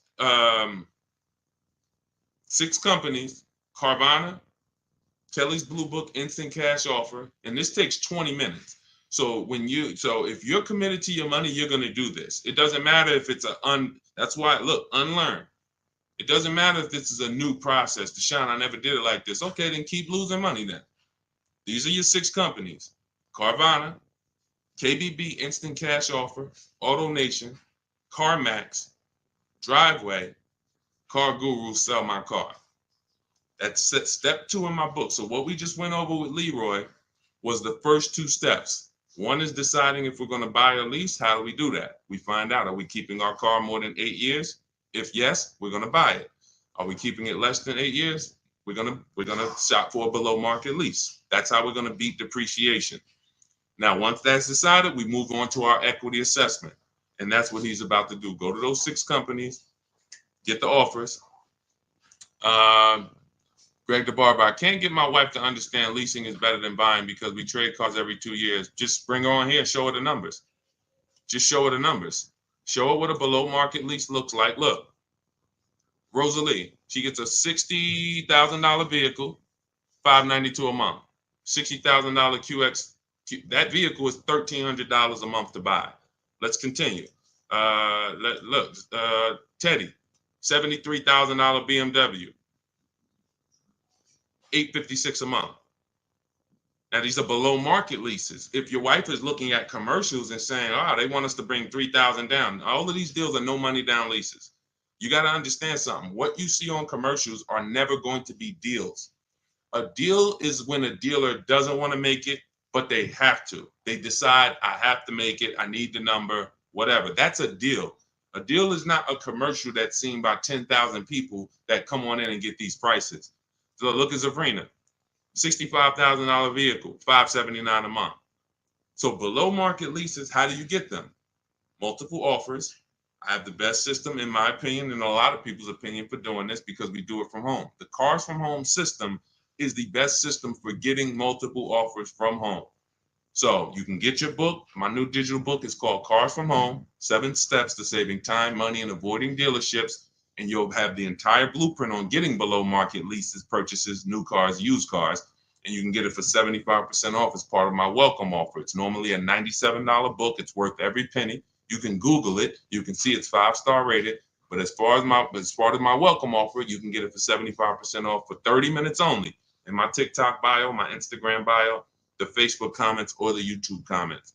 But you got to get there before 30 minutes is up. It's numbers. It's numbers. See, numbers shock people out of emotion. Me talking to you about why leasing makes sense, that's not enough to break the programming of people who programmed you not to lease.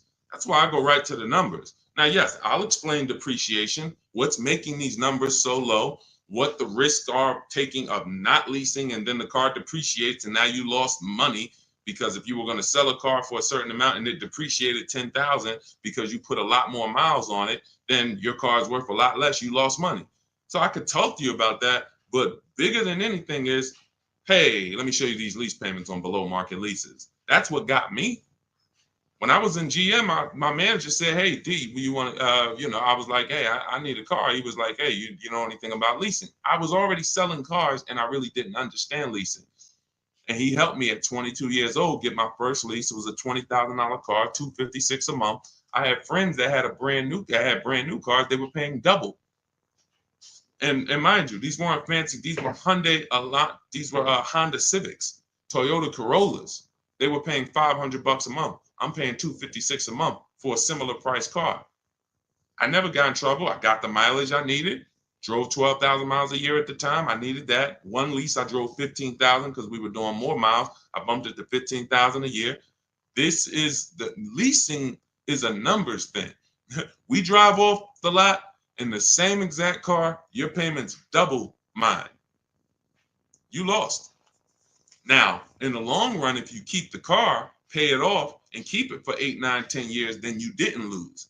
But if you think we're going to drive off in the same car and your payment's $200-300 more a month than mine, because you say, oh, well, I'm buying mine, though, this thing's going to be paid off one day, then you lost, man. I don't care what you do. Look, see me in a couple years. Look at how much more money is in my bank account than is in your bank account. The money that's in my bank account is in your car. It's going to the bank every month. I do this, man. I'm trying to desperately shout from the hills to get people to stop buying these cars if they're not keeping them 8 years. Losing you've already lost thousands of dollars.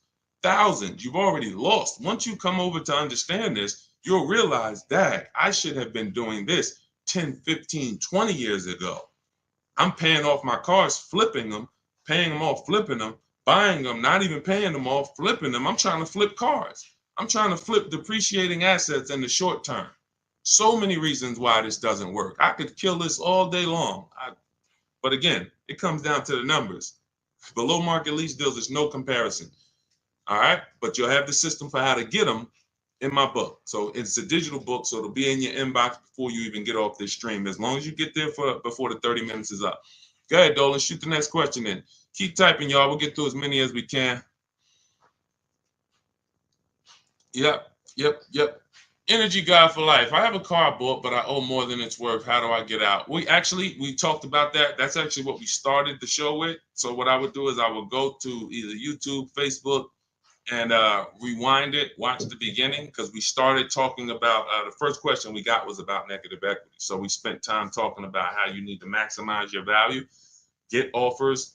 I don't want to go over it again because there are people on here who is anybody who needs to hear about negative equity? Type of 1 if you need to hear about negative equity. We might hit on it again. But there's a lot of people on here that were on here earlier that they heard about it maybe 20 minutes ago. But we'll see. If a lot of people end up saying they want the question, then we'll come back. But again, I don't like to spend 10 minutes or 7 minutes answering the question and then another 20 minutes down the road I answer the same question. All right, go ahead. Let's go, Dolan. Bring the next one up.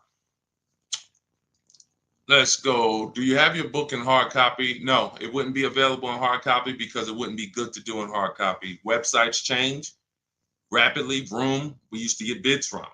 Vroom bought a lot of our cars. They were in the bidding process when we sold our cars to them. They were in our equity assessment process. And when we shop for used cars, we use a process I call the multiple marketplace strategy. They were in our multiple marketplace strategy. They go out of business. If you were using a hard copy of my book, you not only have to get another copy, you be going on websites that no longer exist. And that just wouldn't be an ideal experience. Thank you, Bridget. That wouldn't be an ideal experience. Another thing about the digital book is we get to actually link you to scripts. This is an online process. So if you're not comfortable with a digital book, this may not be for you. I'm just being honest with you. This is not for everyone. You need to be able to copy and paste, email. Like, this book wouldn't be for my dad. That's just real. My dad wasn't really comfortable with copy and pasting and sending emails because he doesn't need to do it for his daily life. He can send an email. It's just going to take him a couple. So when we're using our system, we're doing a lot of copying and pasting, opening up websites. So it wouldn't make sense to have a physical book there because I have scripts that we use. I have online calculators that we use that I invented. There's 5 calculators in the book that I actually invented, wrote the code for. You can't get them on Google. So these are all some of the reasons why it could never be a print book. It wouldn't make sense. And there's a lot more in there. All right, there's 7 paths. A lease path, but a lease path with with a third-party equity assessment, a used car path, paying car path. You know, we have links that warp you to keep you on track. If you were reading a physical book, it just wouldn't work. That book is uniquely written as a digital book for a reason. It's not like I wrote an ebook because, hey, I didn't want to put out a physical book. It would be simple. It's much more simple. But this is a complex. We needed the links and to be able to, certain parts you get to in the book, and I say, hey, click here if you want to watch a video on this subject. And you're like, whoa, okay. Oh, it's a video. I can understand this. Couldn't do that with a physical book. So if you want to get your copy of Car From Home, my new digital book, you can get it for 75% off as part of my welcome offer in my TikTok bio, my Instagram bio, the YouTube comments, or the Facebook comments. It's normally $97, worth every penny, but it's part of my welcome offer. You get there before 30 minutes. You got 30 minutes to get the 75% off. You get yours for $24. Make sure when you get your book, you screenshot the thank you page. Right after you pay, the book is on that page. As soon as you pay, it says access your book below. It also says I'm emailing you a copy. It also gives you my support team's email in case you don't get your book. Because a lot of people type their email wrong. Just reach out to my support team. They'll get you the book. But you have a copy of it as soon as you pay right there in that link. And keep that link. All right, go ahead, Dolan. All right, what is going on? I see you, Greg the Barber. We'll get that one in. What's up, Jackie Cox? Good to see you. We just bought a 24 Jeep Grand Cherokee. We traded my truck, wasn't upside down. Now we got a $900 payment. If you traded your truck, how long did you have the old truck, Greg? What year was the old truck that you traded? You just bought a 2024 Jeep Grand Cherokee. What year was the old vehicle that you traded? What year was the old vehicle? Let me know because I can see your comments. So let me know what year was the old vehicle that you traded in. Just type the year because I don't want, I like to keep the show moving forward fast. So type. All right, it's 2019. That means, so if you didn't have negative equity, that means you just paid off that vehicle, or you put a good amount of money down, and then you traded it off literally as soon as you paid it off. Just depreciation alone. Let me give you an idea. Depreciation alone. This is that 2019 Nissan. What happens is you bought it here. The depreciation on that vehicle over 5 years is like this. Now, if vehicles just dropped in value like this indefinitely, nobody would buy them. No one would buy them because people would be like, why would I ever buy something that is a sliding board of losing thousands of dollars in value? You notice when you buy a vehicle one day, let's just say that you buy a $40,000 vehicle today, what is it worth tomorrow? Let's just say not even a year down the road, a $40,000 vehicle, you buy it today, what is it worth tomorrow? The day after you buy it, throw some numbers out. And I want to give Greg an example of why he needs to be leasing. And if he wants to you're losing thousands of dollars.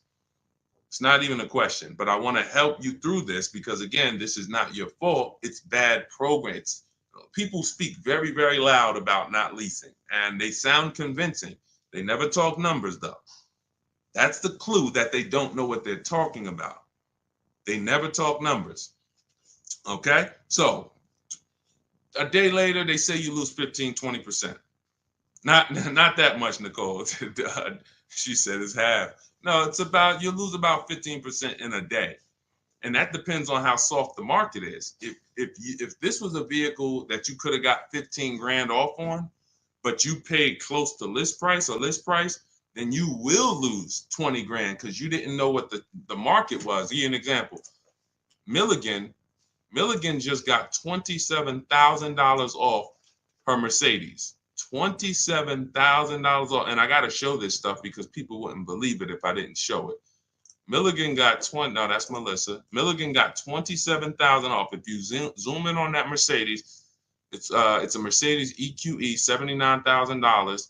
She got it for like 53,000. Now, had she bought this car, let's just say it's 79,000. Let's call it 80, just for easy math.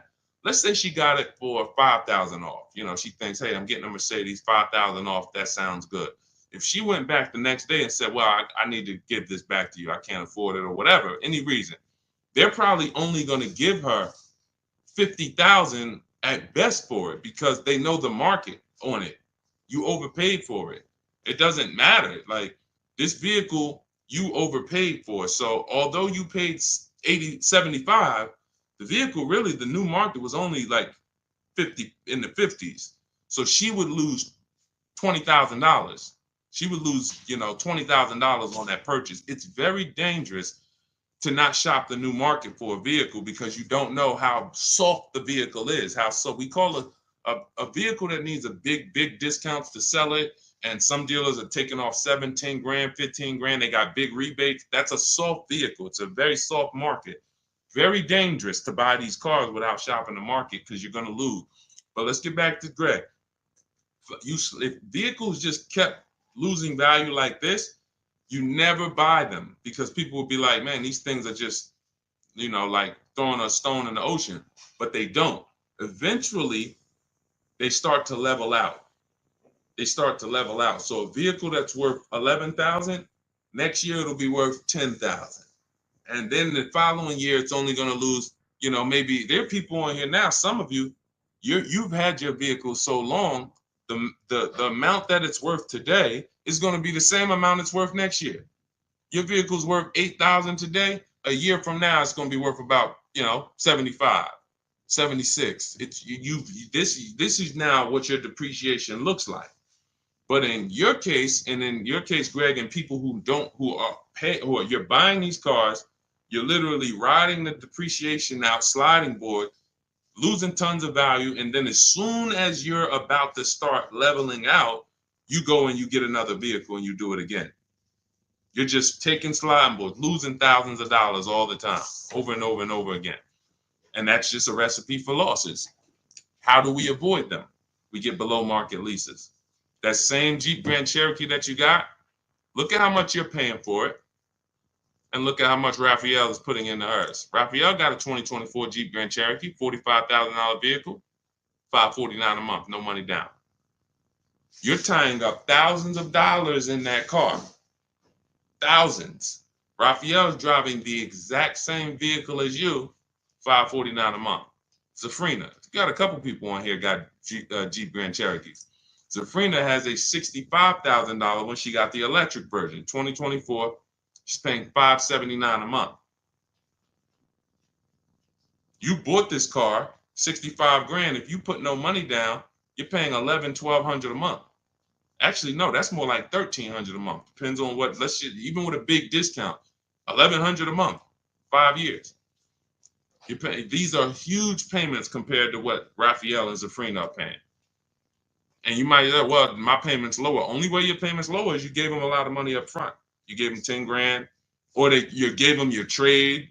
I didn't put any money down, but I did trade in my vehicle. Your trade was worth 10 grand.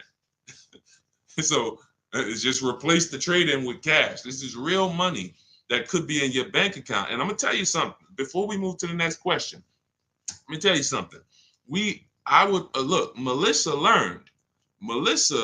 She learned because she was just like you, Greg, just like you, and people like you. Listen, Greg, I'm not isolating you out. This is just a great example of what millions of people are doing. This is, and again, I wouldn't know this if I hadn't been in the business. I'm not smarter than anyone. I just spent 14 years in this industry, and I love math. So this comes very easy for me, thank God. But you look at Melissa. Melissa, once you find out that you should be leasing, instead of trading these cars and selling them and putting all this money and keeping your equity in your vehicles, you should be selling your vehicle, putting the equity in your bank account, and then moving forward. Why can't I find Melissa's deal? Hold on. Here we go. So Melissa, she says, Deshaun, I learned about leasing. I'm not buying anymore. She replaces her 2018 Kia Sorento. She got her bids.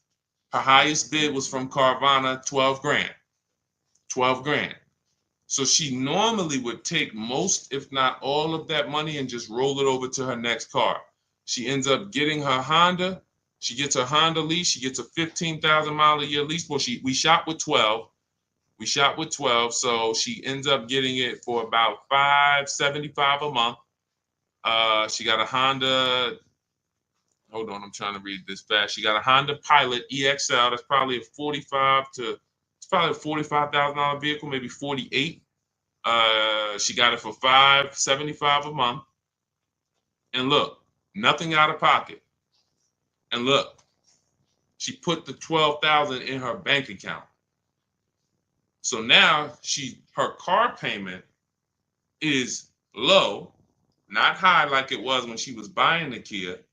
And she literally pulled all that money that she used to keep in her cars, rolling them over. She pulled it out, put it in her bank account. Imagine selling your car and actually putting the equity in your bank and still leaving in a brand new car with under your budget.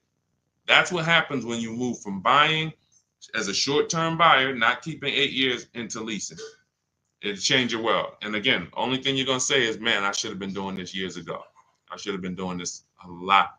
You know, we don't even get to harping on the money you lost. Do you think prices will continue to drop on vehicles? I do. We always get deals. We were getting deals when people thought there were no deals. All through the pandemic, we had people getting deals. Bonita right here got her Kia. She got her Kia Telluride. This was a dream vehicle. During the pandemic, and look at the year. You can see the year. When she got hers, it was 2022. Literally, people were paying $10,000 over sticker for these vehicles. People were leasing these Tellurides for $800 a month, $900 a month. She got hers for $600 a month, no money down. This is pandemic. You know, we've helped. I started this in 2021 in the middle of the pandemic. Everything when you see people all on my pages, you know, there's deals everywhere. There's never a point in time where I go to spy a car in the last 15 years and I'm like, oh, there's no deals out here. Because again, there's always going to be a dealer who's going to sell. You just have to learn to find them, Nicole. You keep going into the local dealer thinking you're supposed to be able to negotiate a good deal with them. 8 out of 10 dealers are overpriced. We've proven that. Why? How can I tell you that confidently? Because all of us shop the market. You shop locally.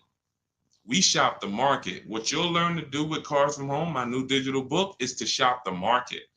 You go local to 1 or 2 dealers, they already know. NADA they taught us. When we were car salesmen, NADA taught us that people only shop 2 car dealers on average. So if those are the statistics, your local dealer knows that. They know as soon as they see you walk in, you know, can I get a quote? Can I pick a car out? Odds are this person is not going to shop more than 1 other dealership, and we're going to get them. If we just work and smile and be courteous, they're going to pick us. If they don't buy today, maybe we could get their business next week or something like that, but they're not shopping the market. That's where you lose. So when those 2 are high, you think the whole market's high.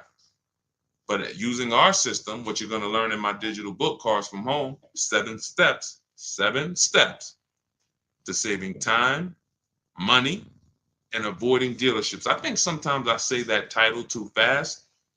It goes over your head. Cars from Home, that's a mindset, because we spend 90% of our time here. All of these people that you see me sharing in my streams, they are literally in their house 90% of the time to get these deals. Cars from Home, 7 steps. That means it's a process. It's not you're not winging it anymore. You're not winging the process. It's a 7-step process. Step 1 is the most important question. We're deciding whether we're going to lease or buy. Step 7 is delivery. By the time you get to step 7, you're taking delivery of your vehicle. 7 steps to saving time, which is what I love, money, which is another thing I love, and avoiding dealerships, which is something that most people want to do. So just in the title alone, you could understand what you hold us accountable to delivering. And when you Google the book, you'll see we deliver on this. It's a proven system. We've been doing this for 3 years now, and we have hundreds of people who've used the system. And grandmothers, single mothers, introverts, men, children. I'm talking young kids. Like, system works. It's like McDonald's. So you can get a copy of the book. It's a digital book. It'll be in your inbox in 3 minutes. Go to my TikTok bio, and it's my welcome offer. You can get it for 75% off, but it's only for 30 minutes. The book's $97. It's not $24. So if you get to my TikTok bio, my Instagram bio, the YouTube comments, or the Facebook comments, click that link. You can get it for $24, but only for 30 minutes. That's my welcome offer. Go ahead, Dolan. Shoot the next one up. All right. How do I negotiate buying more miles on a lease? You get it up front. It's very simple. We shop with 12,000 miles per year. Shop all your offers. Once you get your best offer, identify who that 20% dealer is. They beat everybody else. You email them, hey, can you adjust it to 15,000 miles per year or 18,000 miles per year? Very simple. If you're doing it your way, then you just call them and say, hey, all right, I'm gonna go with you, but can you tell me what it would be for 18,000 or 20,000? That's what Jen did. She shopped for $39,000 Honda CRV. Her best offer on this vehicle, it's a hybrid, very hot vehicle. This is one of the most popular hybrids over the last couple of years, the Honda CRV hybrid. $39,000 vehicle. Her best offer was $512 a month, no money down, 12,000 miles per year. She adjusted it to 18,000 miles a year. Payment went to $563. Then she signed her deal. So $512 a month, bumped it up to $563. So for $50 more, she's driving as much as she needs, 18,000 miles a year. She's going to bring this vehicle back to them in 3 years. It's going to have roughly 54,000 miles on it. She's going to get something else. That's how you get your miles. It's built in. You're customizing your lease. In the beginning, we customize our leases. The dealers are giving you what you ask them for. You say, work me out a lease deal. All right, I'll do it. Give me a lease quote. I'll do it. In my book, we have a template. This is how you give me your lease quote. 12,000 miles per year, first month's payment only, taxes and fees in the payment.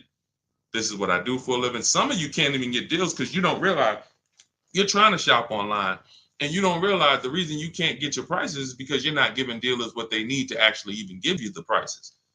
Dealers need to know your zip code to factor in the taxes. But you like, oh, why are they asking for this? Dealers need to know what you do for a living. See if you qualify for any rebates. Dealers need to know what when your deadline is. That's why we have templates that you fill in, email them. Because as a former car salesman, I know what dealers need to give you quotes. That's why it's written out for you. But again, if you want to do it your way, call around and just I would only speak to sales managers. I would only speak to sales managers. If you want to do it your way, I don't care how you get multiple offers. I just know my way is easier because you don't have to talk to people. If you have to talk to people, then you need to be a good talker and you need to know what you're going to say. My way, you don't need to know what you're going to say. I'm telling you what you're going to type. Go ahead, Dolan. Do you think the banks will ever get rid of the points that they pay to dealerships?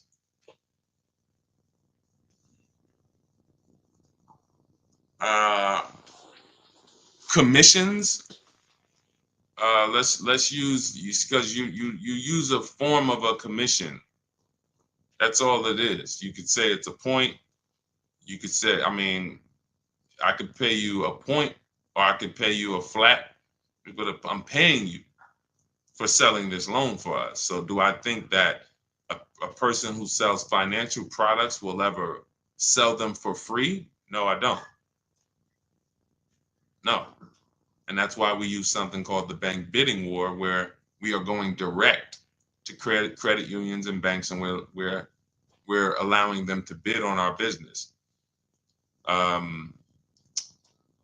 Most people don't know that the credit bureaus allow you to have multiple banks and credit unions access your credit report in a small period of time.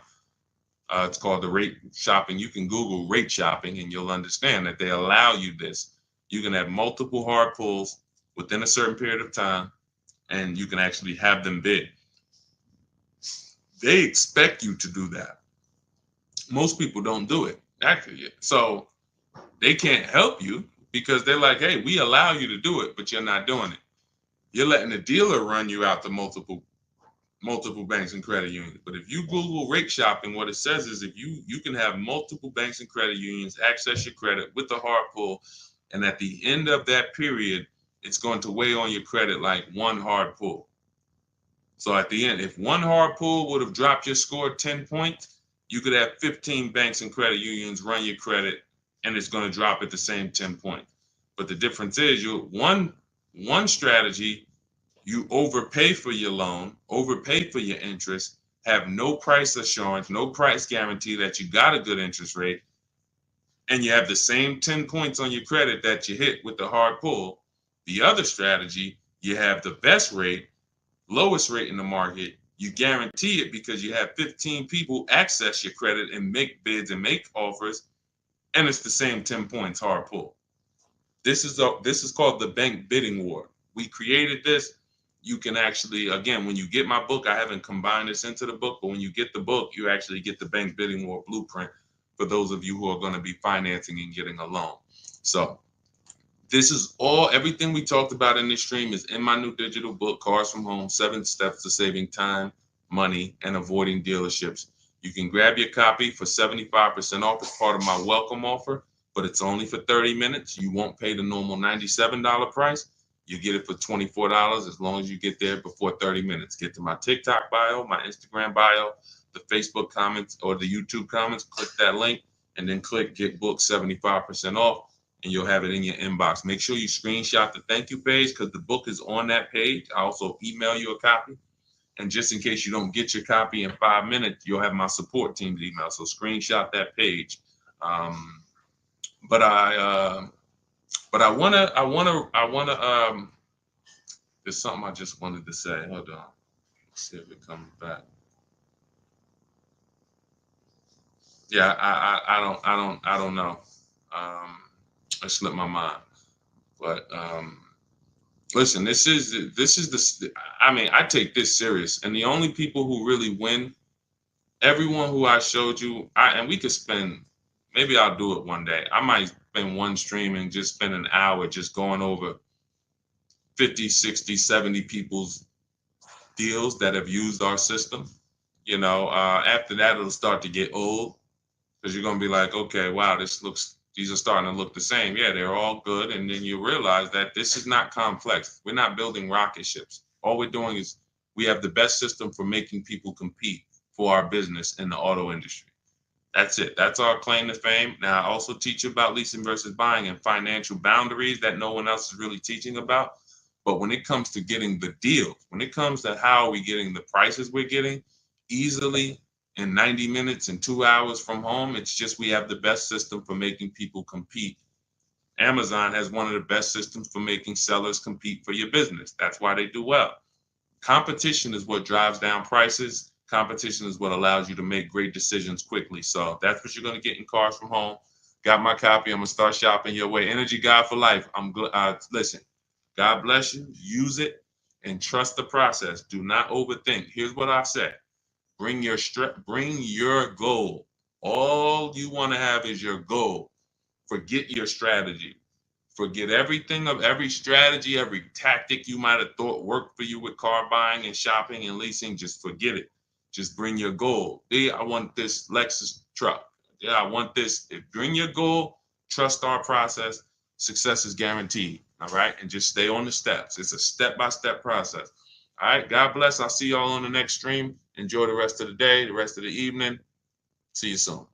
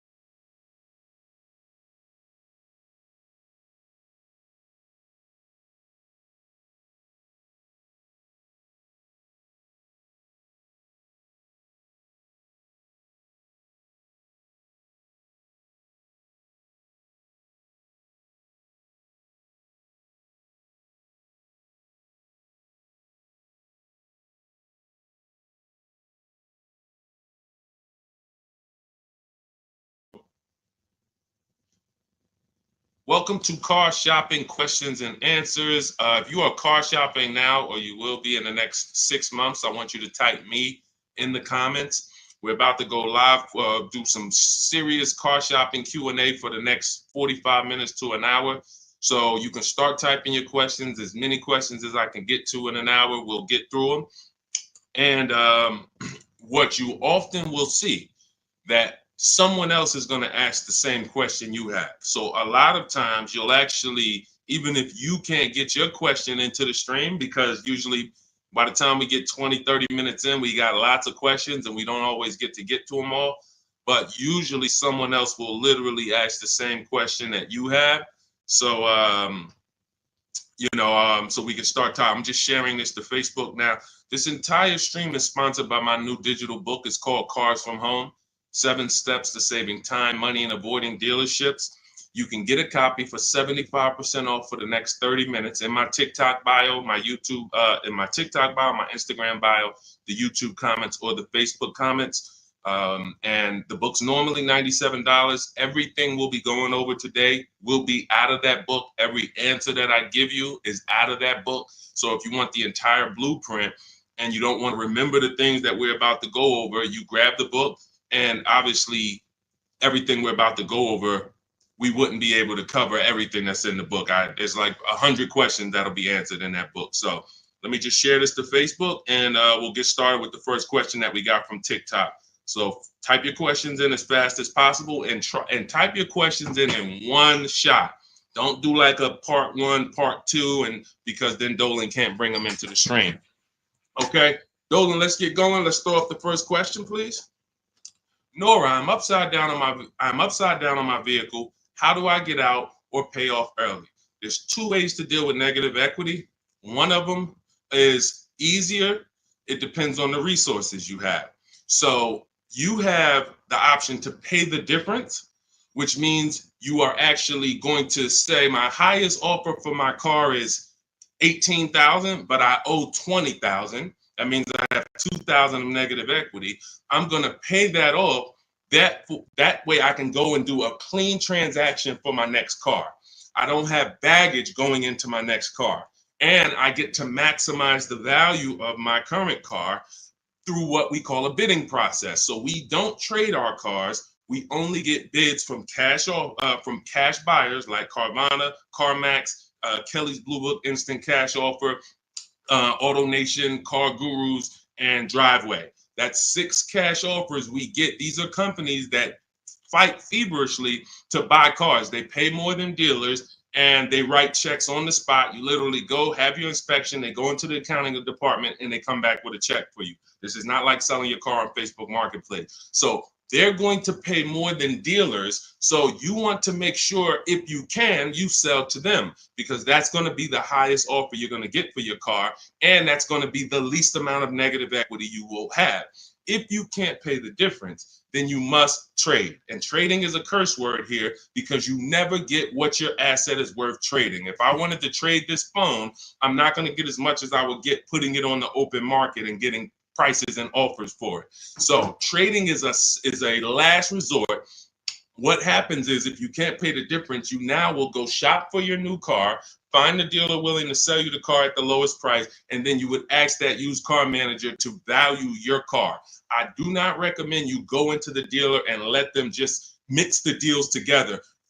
Write me a deal where you work in my trade-in with my negative equity. No, shop for your car, get your best offer from a dealer, new car, used car, or lease. And then once you identify the winning dealer, that's when you say, hey, can you take a look at my car? What's it worth to you? Now it's its own separate transaction. And if your payment was this $800 a month, you'll know, now what is my old car going to add to that? If my payment was $400 a month, now I know what is my old car going to add to that. And I can see what you're giving me for it, how much negative equity I'm going to bring into this transaction. And it's an easier way to understand the numbers. You don't want to be mixing transactions if you don't have to. And the key to understanding negative equity and the cause is you don't lease.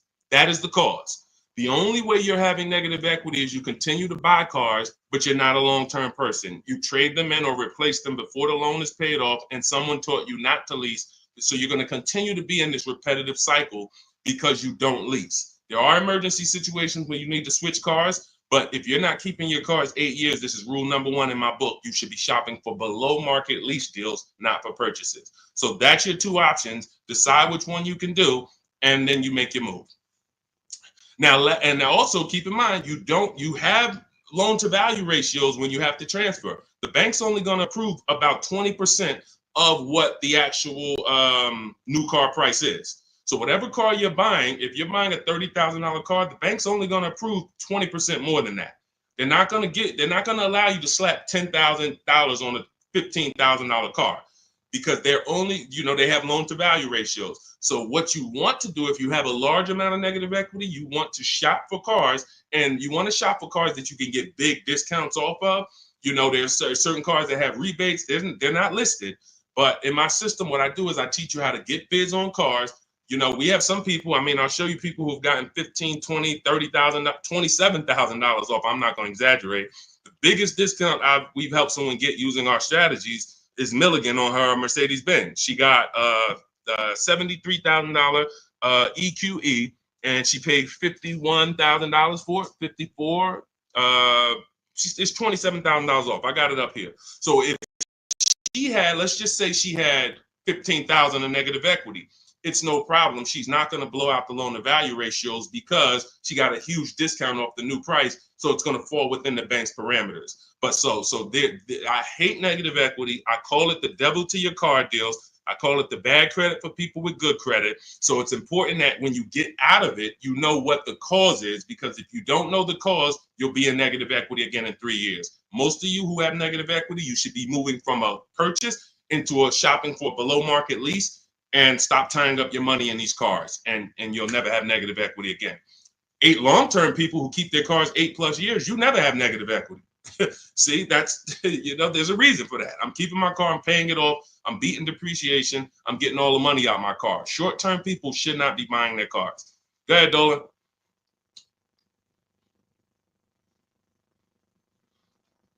All right, keep typing your questions, y'all. We'll get to as many questions as we can in 45 minutes. Now, let me just actually say this. We have a 7-step process. Everything in my system is 7 steps. We don't go, see, a lot of times you don't understand what you should be doing first. Should I be focusing on my old car, my trade-in, shopping for a car first? What should I be doing first? So we have a system that you actually now have a process. It's 7 steps. First step is the most important question. That's leasing versus buying. How are you going to beat depreciation? Because you're about to buy a depreciating asset. If you buy a depreciating asset with no plan to address or beat the depreciation, you are going to lose like everyone else loses. So we need to see, am I going to beat depreciation with a long-term purchase, or am I going to beat depreciation with a below market lease? Long-term purchase, I got to tie up my money. My money's going to be in the car 3 years, 5 years, 6 years, but over time, the depreciation is going to cool off. I'm going to have a vehicle that doesn't depreciate much. Who has a vehicle that they've had for more than 10 years? Type the number of years you've had it in the comments. If you had a vehicle for 10 years, type 10, 12. Even if you had it for more than 8, let's go 8 because it's called the 8-year rule. If you've had it for more than 8, type the number of years that you've had your vehicle in the comments. Let's see how many long-term people we truly have, because not a lot of people are long-term. Like every time I ask this question, we don't get a lot of people that's like, yeah, 8 years, 10 years, 12 years, 15 years. Look, we don't have many people that can say they even have a car on here that they've had for more than 10 years, more than 8 years. But you're tying up all this money in these cars, and then you're going and you're replacing them in 5 years and 6 years. And look, Sharon, 14 years. God bless you, Sharon. That's a long-term person. Look, Ray Johnson, 9 years. That's a long-term person. So they don't have to worry about depreciation. Their car right now is worth the same amount it'll be worth about a year from now. If Ray's car is worth $9,000, a year from now, it's going to be close to 9. He's beat depreciation. So if you're not buying cars to beat depreciation, you shouldn't be buying them, because you're not going to beat depreciation in the short term. You can't. It's impossible. The only way to beat depreciation as a short-term buyer is to get below market leases, because you're never tying up your money in that car. Not regular leases, below market leases. Big difference. Go ahead, Dolan. I see we had a question come from TikTok. Let's throw them up.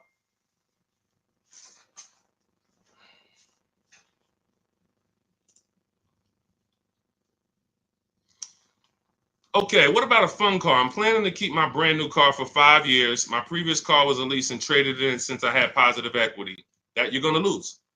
Keeping a car for 5 years, a brand new car for 5 years, you're going to lose. And I'm going to show you how big you're going to lose by doing this. You can't keep a car for 5 years. If you're telling me you plan to keep a brand new car for 5 years and then replace it, this is the depreciation curve. This is the depreciation curve. You're going on a sliding board. Whatever you paid for this car, let's say you paid $35,000. In 5 years, that car is going to be worth $17,000, maybe $15,000, depending on how much you drive. You're literally going down a sliding board, and then you're going down another sliding board when you get your next car. You're wrapping up money in these cars. Now, when we look at somebody like Ray, who kept his car for 9 years, his depreciation curve doesn't look like yours. It looks like this. See, this is what it looks like when you first buy the car. You're losing value every single day. You're losing thousands of dollars in value on a yearly basis. So when you go and say, all right, I'm going to just go buy this car, tie this up. Let me show you why you can't do that compared to someone who's leasing. You're going to spend thousands of dollars more.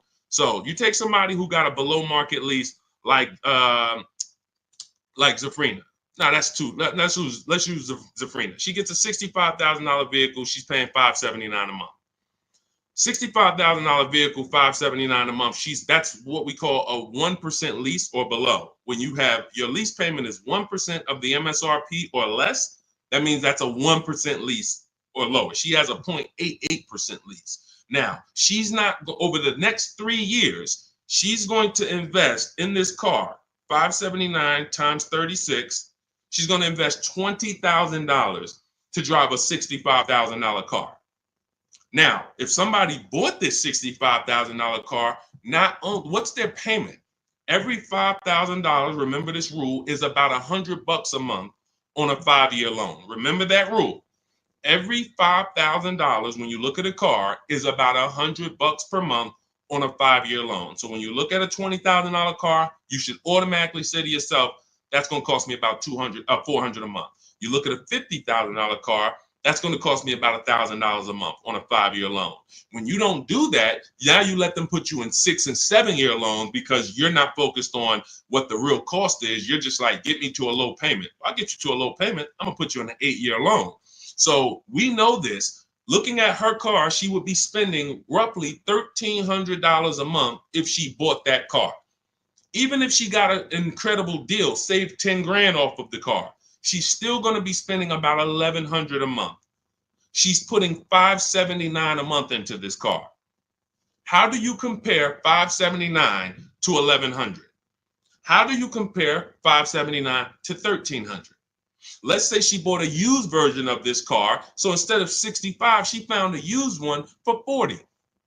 Every $5,000, $100, that's an $800 a month payment. How do you compare $579 to $800 for a used version? You can't. So when you're out here listening to people who've told you don't lease, they don't understand depreciation and they don't understand how to get below market leases. These are not regular leases. In order to get below market leases, you must employ competition. You must get at least 5 offers because every dealer's price is different. So when you walk into one Nissan dealer and they tell you it's $600 a month, you don't walk out and say, hey, Nissan's charging $600 a month. No, Nissan of Bay Ridge is charging $600 a month. But this Nissan deal over here might be at $500. This Nissan deal over here might be at $420. You need to stay at home, get multiple offers. You can do this my way through email using the systems in my book, or you can do it your way, calling around and get multiple offers. But once you see how different these offers are, you'll realize how many dealers have been ripping you off. And 80% of them do this. 80% of them, their best offer is not going to be below market. They're going to make a certain amount of money or they won't sell the car to you. But we find the ones who will. All of this is in my new digital book, Cars from Home. It's called Cars from Home, 7 Steps to Saving Time, Money, and Avoiding Dealerships. You can get a copy for 75% off for the next 30 minutes in my TikTok bio, my Instagram bio, the YouTube comments, or the Facebook comments. You'll have everything we teach step by step. You can Google the book, Cars from Home. It's already 5-star rated. We've already got tons of people using it, talking about it. And this is what I want for you. I don't want you paying above market or market value like everyone else is paying. You need to be paying below market value. And the only people that pay below market value are people with strategy.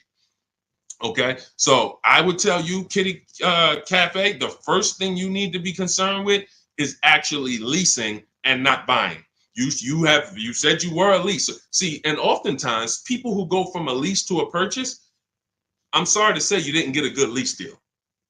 Because if I'm paying, think about what Zafrina's paying. Let's continue to use Zafrina as an example. If Zafrina's paying $579 a month for a $65,000 car, $579 a month only gets her about $28,000. Let's call it $30,000 on a loan. So for her to go and get the same $579 payment, she's going to only have about $30,000 to spend on a car. If she goes with a 6-year loan, maybe she can get like a $33,000, $34,000 car. That's it. That's her loan. So she's going to have a hard time going from a $65,000 vehicle to a $35,000 vehicle. Most likely she's going to get something used. It's going to be older, and she's going to be like, wow, I'll just keep leasing. But if she was paying what other people are paying for this same Jeep, which is probably, I would say a lot of people for the same Jeep would probably be paying about $800, maybe $900. People with no strategy, they're probably paying $900 a month to drive this $65,000 car. It's easy to justify. So they're paying $800-900 a month. Then yeah, she might say, well, maybe I'll just buy something because I'm paying almost $1,000 a month to lease. But that's the difference between a below market lease and an average lease. There's a big difference. All right. Go ahead, Dolan. Next question. The leasing versus buying thing is really, really what's hurting a lot of you. The leasing versus buying thing and the not getting below market leases. There's so many bad things about what's been out here with leases. It's horrific. I spend every day putting out information trying to dispel this. But I realize there is so many voices that have told you guys things. But here's the thing. I talk numbers. And I show numbers. If you pay attention, the people who tell you about leasing never talk numbers. They never show you numbers. All they do is rent. Leasing is renting. Leasing limits you. You limit, they pick your mileage. You pick the mileage. It's so much bad information. But I've been leasing since I'm 22 in the car business. Got my first lease, Pontiac G6. $20,000 vehicle. I was paying $256 a month for it. Meanwhile, I had a friend, they're paying almost $500 for a Toyota Corolla. We both got a car for about the same time. They're paying $500. I'm paying $256. I'm seeing what they're going through with their car breaking down, getting older, because they kept the car for a while, getting older, and now I'm on my second car, paying a low payment. And as a young person, you don't want a $500 payment. I didn't need a $500 payment when I was 22. Just had my daughter. I needed that $256 payment. They had just had a family too, but they got to come up with $500 a month to drive about the same price car. The Corolla and the Pontiac G6 at that time were about the same price. You can't justify to me in any way that makes more financial sense. There's nothing you can say to me unless that person's going to keep the car, pay it off, and then keep the Corolla forever. If you're going to keep the Corolla for 10 years and then you pass it down to your daughter or your son, it's their first car, and now you just got an extra car, that's a different story. You shouldn't be leasing if you're that person. But if you're a 5-year, 6-year owner, 7-year owner, and you're just paying these high payments, you pay your cars off, and then you go back into another finance, you're just overpaying. You're throwing thousands of dollars out in the garbage, and there's no way around it. You put me against anybody You put me on the stage with Dave Ramsey himself, the guy who has programmed thousands of people never to lease cars, and you give me 15 minutes. I don't need 2 hours with Dave. I don't need to debate you for 2 hours, Dave. We're not talking about investing in mutual funds. You do a great job there. We're talking about the financial aspects of below market leases. Let me show you what a below market lease looks like. Let's consider what a person who buys their car is going to pay versus the person who gets a below market lease. Let's look at the resale values of this person who buys their car when they go to trade that car in, what they're going to get back. And let's look at the net money they have lost compared to the person who got the below market leases. I will prove it to you in 10 to 15 minutes. And are you willing to tell your millions of people that you have programmed incorrectly because you know nothing about buying cars? You have programmed people based on you being a financial advisor, not a car person. You haven't seen thousands of car transactions to be able to say what you're saying. I've been involved with credit. Credit's a big part of what I do over the last 15 years. I don't teach it. Why? It's not my expertise. It's not my lane. It's easy for me to say, hey, I got a lot of people need to know about credit. Let me just start giving y'all some credit advice. No, because I respect the people who have learned credit to the T. Dave Ramsey decides I want to teach about cars. That's where he has led millions of people astray. And he has thousands of people investing in cars, short term, losing on resale, getting killed by depreciation. And they're like, well, Dave told me to do this. It's hard. It's hard to help. It's hard to get those people to unlearn. Go ahead, Dolan. Next question. Keep typing your questions, y'all. We will get through as many as we can in the stream. Good point. I only financed as I wanted to upgrade from my lease. My lease was $180 a month for 36 months. That's a big change. $180 gets you $10,000 on a finance. That's all $180 a month gets you. Now, if you put money down, that's different. Obviously, there's a lot of cars most cars don't lease for $180. So I'm assuming that you put some money down to get there. But again, what were you driving for these payments? You're driving a brand new car. There's no comparison. When you're getting below market deals on leases, there's no comparison. Again, let's look at Charles. Charles gets a Palisade, $48,000 vehicle. Some people, and you may own one of these. And if you were honest, you say, Deshone, I own that vehicle. How much is your payment? No money down. Probably $800-900 a month. Probably $1,000 a month. He's paying $597. Some people say, oh, Deshone, don't they limit you on mileage? No, you pick the mileage. Look at Jen. Jen got her Honda CRV. She's paying $512 a month. It's a $40,000 vehicle. That's normally $800 a month to buy on a 5-year loan. She's paying $512 a month, and then she upgraded the mileage from $12,000 to $18,000, and her payment went from $512 to $563. 40 some odd dollars. She gets to drive as much as she wants, as she needs to drive, not as much as she wants to drive, as much as she needs to drive. And the problem that that you may have with leasing is you didn't get the mileage you needed, and then you started blaming the lease. You knew you drove 15,000 miles a year, but instead of getting 15,000 miles a year, you took the 10,000 mile a year option. You looked at the payment for 10,000 because you might have not been getting a below market lease, so the payment was high, and you're like, okay, well, just give me the 10, and then you know you needed 15, so now you're going to pay the penalty based on not the lease's fault, based on you. You could have paid $45 more per month, got every bit of mileage you needed, and then you could have enjoyed your lease hassle-free, dropped it off in 3 years, no problem. So people are blaming the lease for their lack of understanding about how they should. They don't pick the mileage for you on the lease. You pick the mileage. We got people who drive 25,000 miles in lease because they don't want to keep their cars tied up and have that depreciation on a car they own. If they drove 25,000 miles, any high mileage drivers, type HM into the comments. Any high mileage drivers, you drive over 18,000 miles. If you bought your car, tied up that money in that car, and depreciated it with high mileage, that car is going to be worthless in 3 years because you put 75,000 miles on it, and then you come back to replace it, and you have 15 grand of negative equity, and you wonder why. You depreciated the car. Meanwhile, when I was at Hyundai, I had a guy, I worked at Hyundai as a manager for 6 weeks. I had a guy who came in, he was dropping off his lease. I learned something incredible. I said, car had 72,000 miles on it. I said, you leased this? He said, yeah, man, I used to buy. I stopped buying because I would always have negative equity. I only lease now. 25,000 miles a year. I drop it off every 3 years, get me a new one. I'm in sales.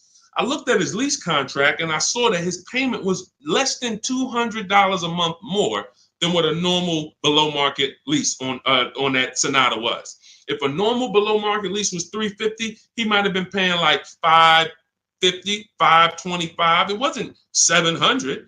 He was paying a couple dollars more, but he could drive 25,000 miles a year, drop that thing off, never have to worry about negative equity. Mileage doesn't stop you from leasing. It's not about how much you drive. It's about how long you're going to keep the car, because a below market lease is how we beat depreciation or long-term ownership. Nothing to do with how much you drive. You pay for the mileage whether you buy or lease. Doesn't matter. Go ahead, Dolan. Keep typing your questions, y'all. We'll get through as many as possible. What's up, Ashley? What's up, Kenyari? What's up, Boss Babe? Ashley, good to see you. But I made my wife lease a brand new electric Equinox, $350 per month, and no sales tax. The $180 was a 2021 Corolla lease before the chip shortage for $3,000 down. Solid. These are the things that you don't want to get away from until you're ready to keep a car long term. If you are leasing and not keeping cars 8 years, keep leasing. Make sure you're getting multiple offers so that you can get these below market leases, so that you're not paying these prices on the commercials that you see with $5,000 down and all of this tax that's not included. We are getting below market leases, and in order to do that, you must get 5 offers, at least 5 offers. Now you get these below market leases, and you keep doing that until you are ready to buy something. Because as Cafe just said, if he's paying $3,000 down, $180 a month, somebody who bought that Corolla is paying $3,000 down, $500 a month, because a Corolla is probably about 25 grand now. So that's a $500 a month payment with their taxes that they're paying when he's paying $180. This is not, look, for a brand new electric Equinox, he's paying $350 a month. This is someone else who knows how to get great lease deals, whether he's negotiating for them or whether he's calling around getting multiple offers. It doesn't matter. He's getting prices that you are not getting. And that's the prices we get. You want to understand that all prices aren't the same. There's below market price, there's market price, there's above market price. Above market is for the people with no strategy. You just walk in and you sign the deal. You might say no one time, and then the next offer you sign it. Market value is for the negotiators who are trying to feel for the bottom. You don't know where the bottom is, but you say, hey, take 2,000 off. We got a deal. Give me invoice price. We got a deal. You're paying market value. You're not getting anything special because there's hidden money, rebates, incentives that you don't know about. There's markups in the lease contracts, in the money factor, money hidden you don't know about. And you'll never know about it until you get multiple bids. But below market price is reserved for the people who are shopping multiple dealers.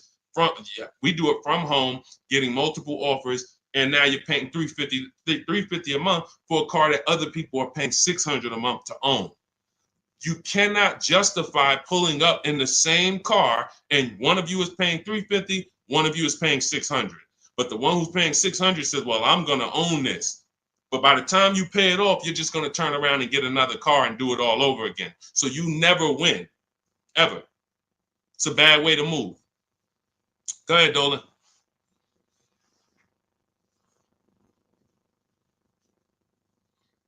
What's up, Ray Johnson? Do you need to... Hold on. Do you need to know all the bells and whistles? I don't know what that means. Can you rephrase that question?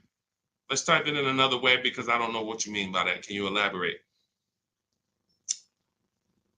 What about the people that drive high miles? You should still be asking yourself, how am I going to beat depreciation?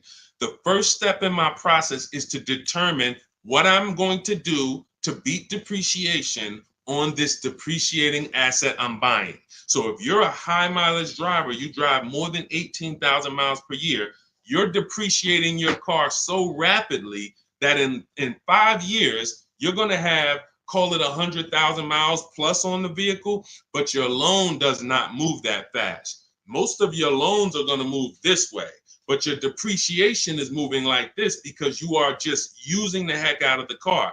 This is point and proof that you pay for usage, whether you buy or lease. If you bought a car and put 100,000 miles on it, you do pay for that. If the same person bought the same car, but they only put 50,000 miles on it, their car's worth more than yours. They can sell it for more. So you lose based on your usage.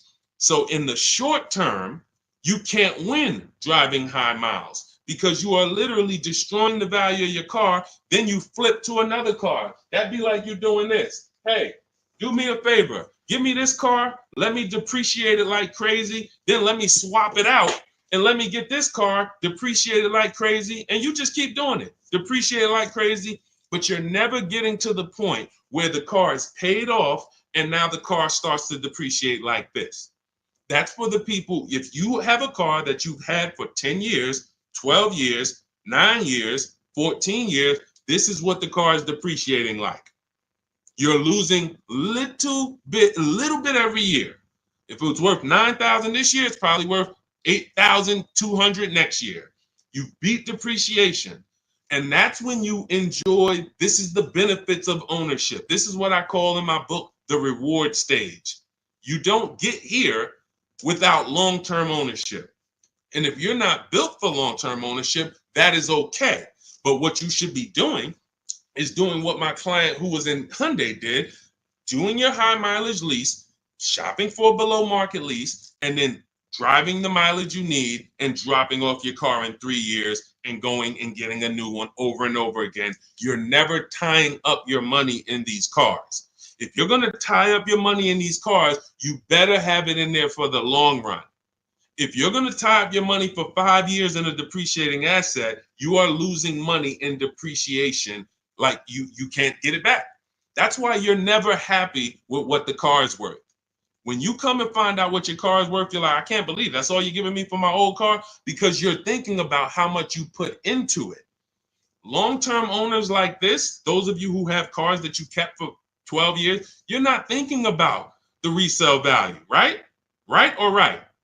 You're like, Sean, I got so much money out of this car. I had this car, man. The transmission went out. I put a new transmission in it. I got my money out this car. That's the benefit of buying. And if you're not buying, you should be if you're not getting there, you should be shopping for below market leases, never tying up your money in these cars to begin with. It's only two ways. Get out the middle. It's three people: long-term keepers, short-term leasers, then it's the people that's stuck in the middle. You buy your cars, trade them in. You lease the car, you buy the lease. Stuck in the middle. Go ahead, Dolan. All of this is in my new digital book. If you're like, Deshone, there's no way I'm going to remember this. You can get my new digital book. It's called Cars from Home, 7 Steps to Saving Time, Money, and Avoiding Dealerships. It's already 5-star rated. Thank you to everyone who has rated and reviewed the book on Goodreads. We appreciate you.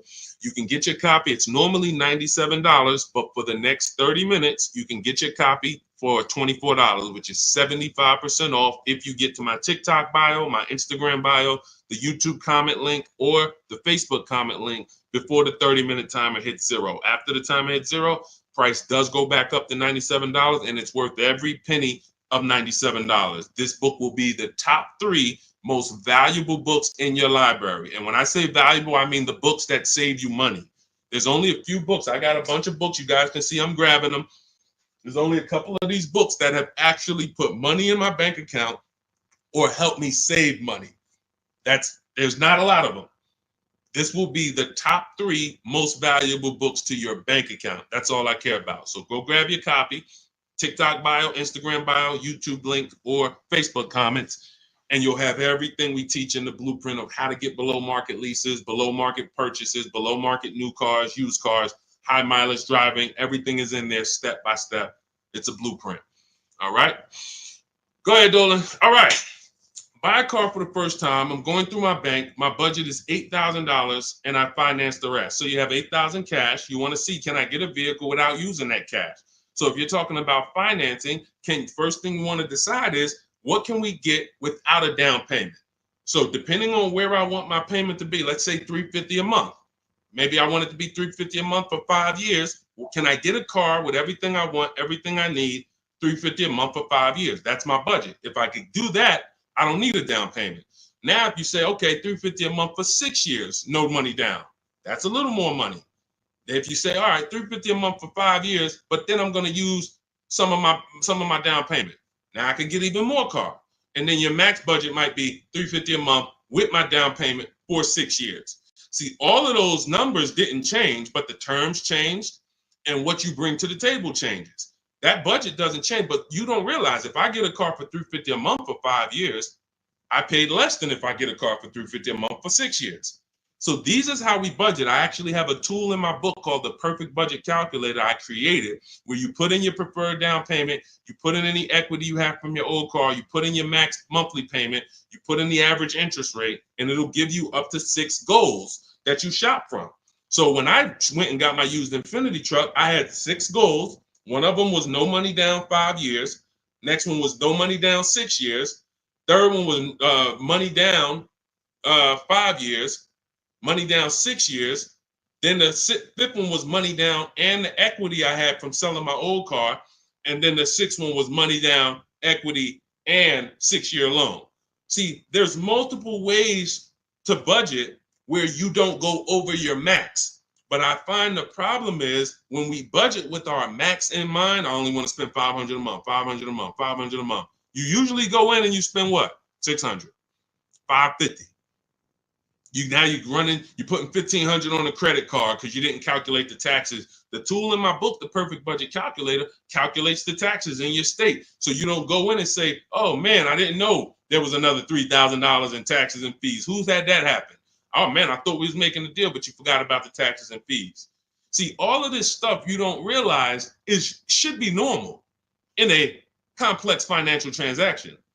But what they've taught you in the car business is to just treat car buying like you're buying a TV because it makes them very rich. I've been in the business for 14 years. I sat next to people who I know shouldn't be in the business, but they're not going to get them out the business. They make a lot of money for the dealerships. They'll always have a job. Even if they get fired here because the customers start complaining, they'll go there and they'll say, hey, look, I made 300 grand at my last place. Oh man, when can you start? These people are always going to have a job. So when you look at the industry and say, okay, if this is what the industry is like, what do they care about me? They don't. The 20% of dealers who get up every morning and they do the right thing. They want to beat their competition. They're honest. They want to make sure that they're giving you the best service. It's 20%. 2 out of 10. You're going into your local dealer and you're buying from them, not realizing that's an 80% dealer.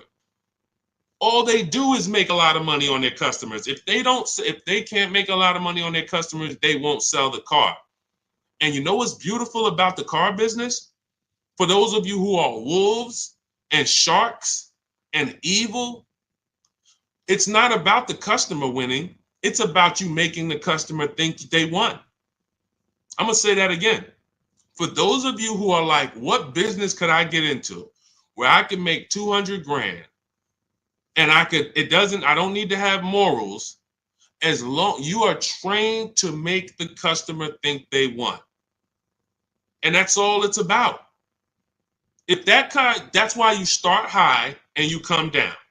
If you know your price on your car is $600 a month, you start at $800.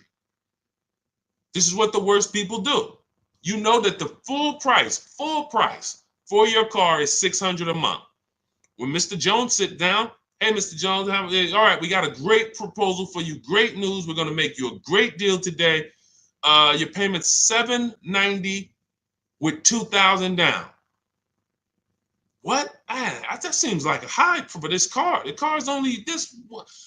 That seems real high. And then I didn't even want to do any down payment. All right, so you didn't want to do a down payment. So, all right, look, if I could get the down payment out, your payment would go from $790 to now it's $840. No down payment, though. What's more important than you, the payment or the down payment?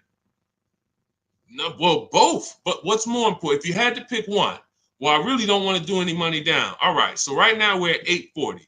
Where can we agree?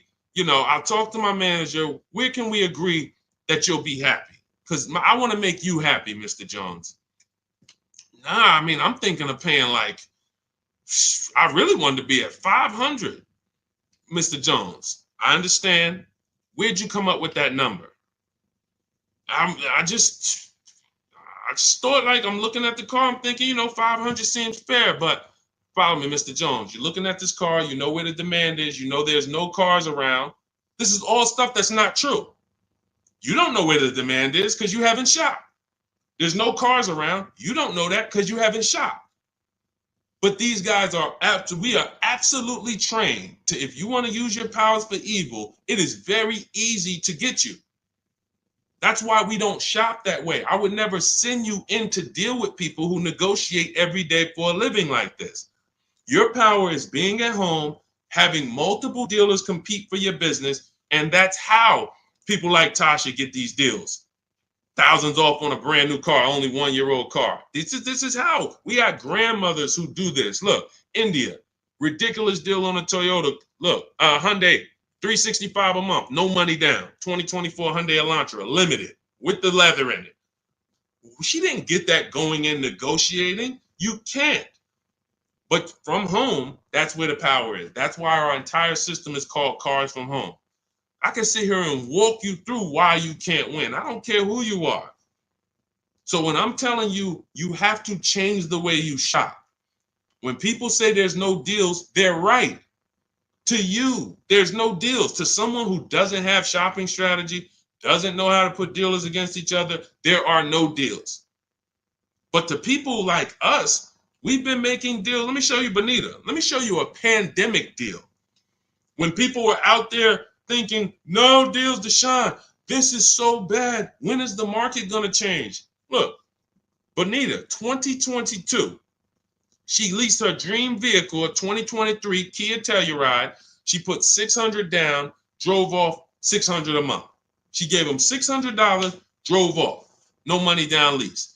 People were leasing and buying these vehicles for $10,000 over sticker. I'm not on here to talk to you about hundreds of dollars. What do I care about hundreds of dollars? You think we're on here, you think we're getting together to gather you guys to talk about hundreds of dollars? That doesn't matter to me. Thousands is all we talk about. Every single thing we discuss here is $1,000 mistakes. You not leasing when you should be leasing. $5,000, $7,000 mistakes minimum. You not getting multiple offers on your car.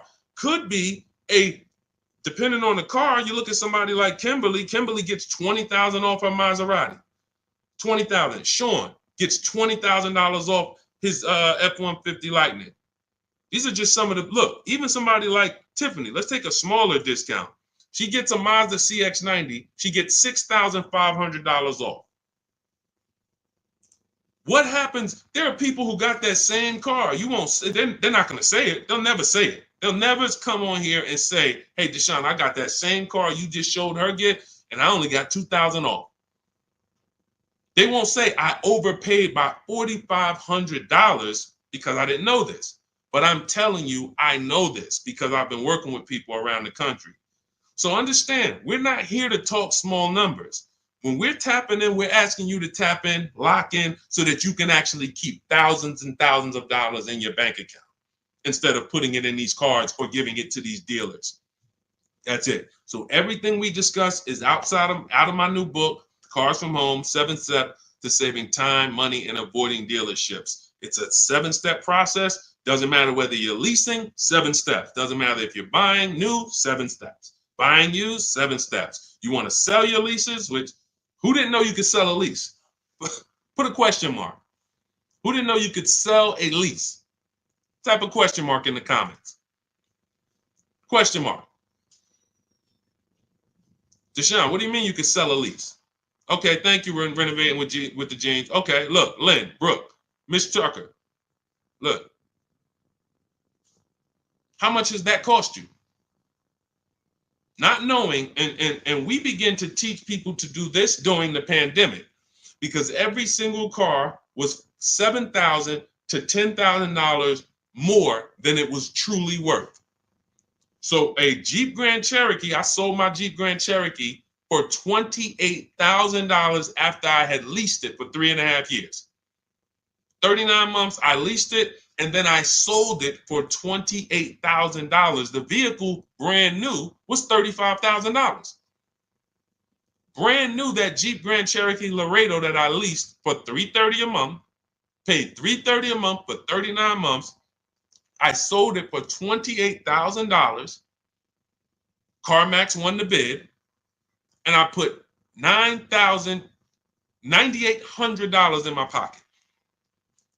I helped my mother sell her lease on her Mazda CX-5 for $10,200 in equity she put in her pocket. Now, those equity numbers don't exist anymore. That was a once-in-a-lifetime seller's market, well, so far in our lifetime. So far. There's people who still want that. They still are basing, and you may know people who are like, hey, well, I'm going to buy this car and I'm going to flip it because I bought a 2019 Mustang and then I sold that Mustang in 2021 and got all my money back. Try that again. You're going to lose everything. It's over. It's over. That was a limited inventory, global shortage, chip shortage. Everything's worth $7,000 to $10,000 to $12,000 more. Those who cashed out won. Those who cashed out at that time won big. You can look back over history, and I helped a lot of people do that. You can look at my videos.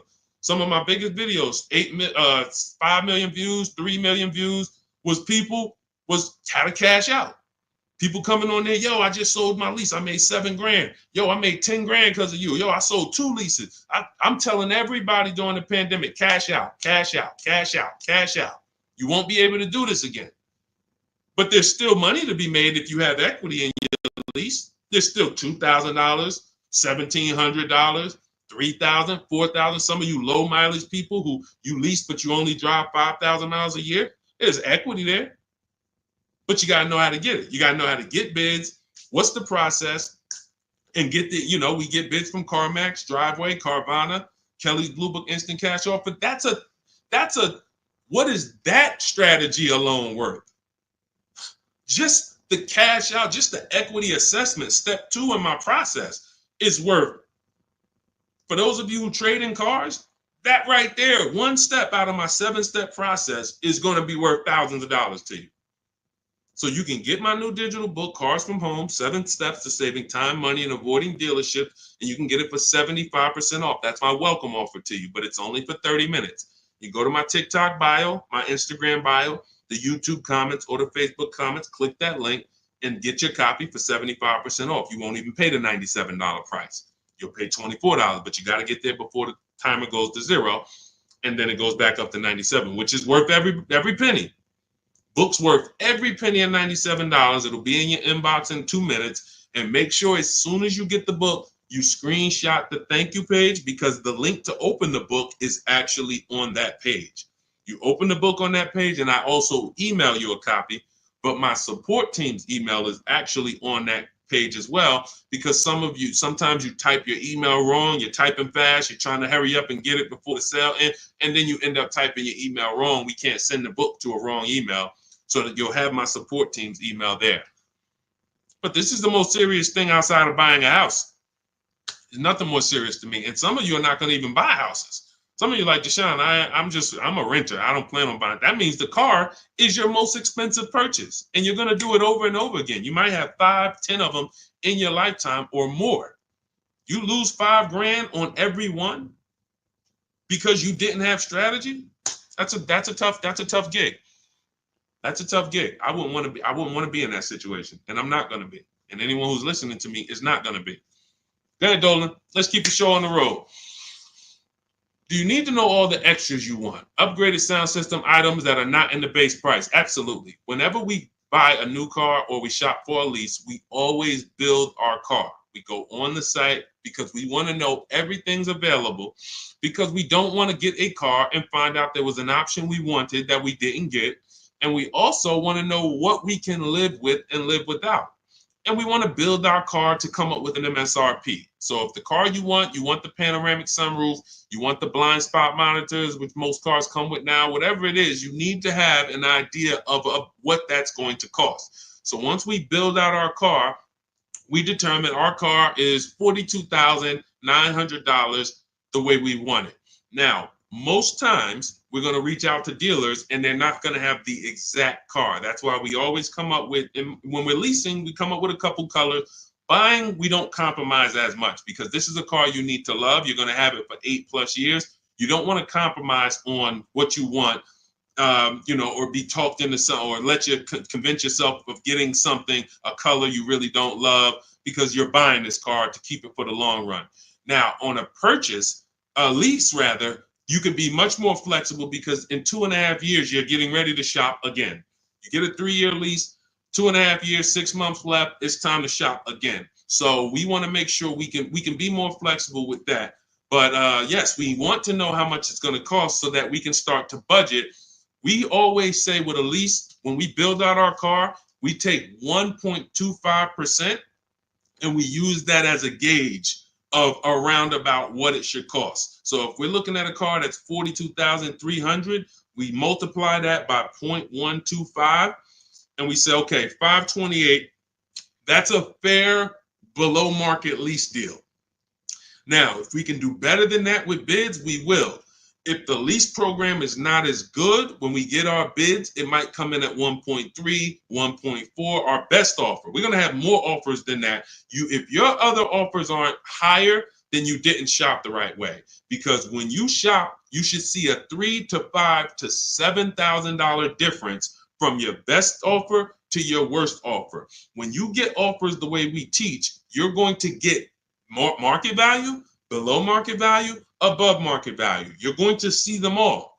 And you're going to be like, wow, I can't believe all these dealers, this their best offer? Yes, they want to sell and make a lot of money.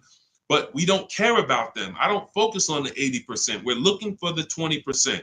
So we use this as a gauge to say, all right, this is around about what I think I should be looking at paying, depending on the deal that I get when I actually get my offers. So that's why it's important for us to build the car.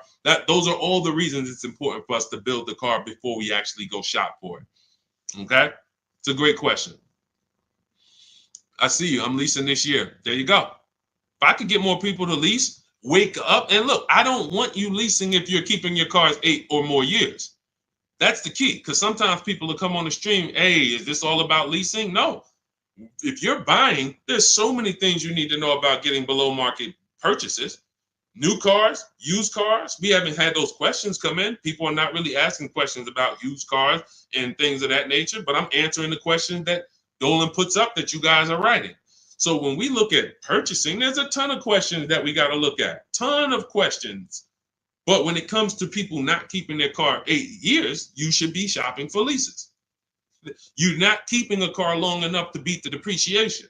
The depreciation's going to kill you, not the loan. Doesn't matter. Loan's okay. You could pay cash. Doesn't matter. The depreciation's going to kill you. That's what you're doing. You're buying a depreciating asset, trying to keep it short term, flip it, and do it again. You can't win. The only way to win with a depreciating asset is long-term ownership, or never tie your money up in it in the first place, which is a below market lease. Go ahead, Dolan, throw that one back up. Arturo, does your credit score affect the lease? Sure. You want to have fair credit? I always tell people you want to get to about a 660, 680, similar to if you were trying to get a good deal on a house. You would be trying to set yourself up with a good credit report to buy a house. Now with leasing, you can also lean on payment history. So if you have a $400, $500 a month payment, you've been making it on time for 2 years, that weighs heavily in you getting approved. I always say it's nothing that gets you approved for a new car like a paid on-time payments for your old car. The banks look at that and say, well, hey, we can see, yeah, credit cards might be high, but they never miss the payment on their car. They never miss that $500 payment. That means something to the banks when your credit score is a little in that marginal in that marginal range or that mid range. So I always tell people, get to a fair range, work on your credit so that you're able to lease, and don't tie up your money in a long-term purchase because you can't lease right now. If I couldn't lease right now, my only mission would be to get an inexpensive car, get my credit to a 660, 670 to lease. I wouldn't be trying to get a Dodge Charger, $20,000, $30,000, $40,000 car. I'm going to pay 20% interest And when I go out to replace that car, I'm going to have so much negative equity because the interest alone is going to bury me because I don't have good credit. So now I'm no closer to leasing. My payment is going to be high. And I usually end up with an older car because I'm trying to squeeze my way into a nice car that I could show off and feel good about. Nah, I mean, I work hard. I want to be able to drive something that, I feel good about. But you haven't qualified yet. You haven't qualified to drive something great yet. If you have a 500 credit score, 600 credit score, you're not qualified to drive something ideal yet. You should be sacrificing to get set up so that I can make a power move.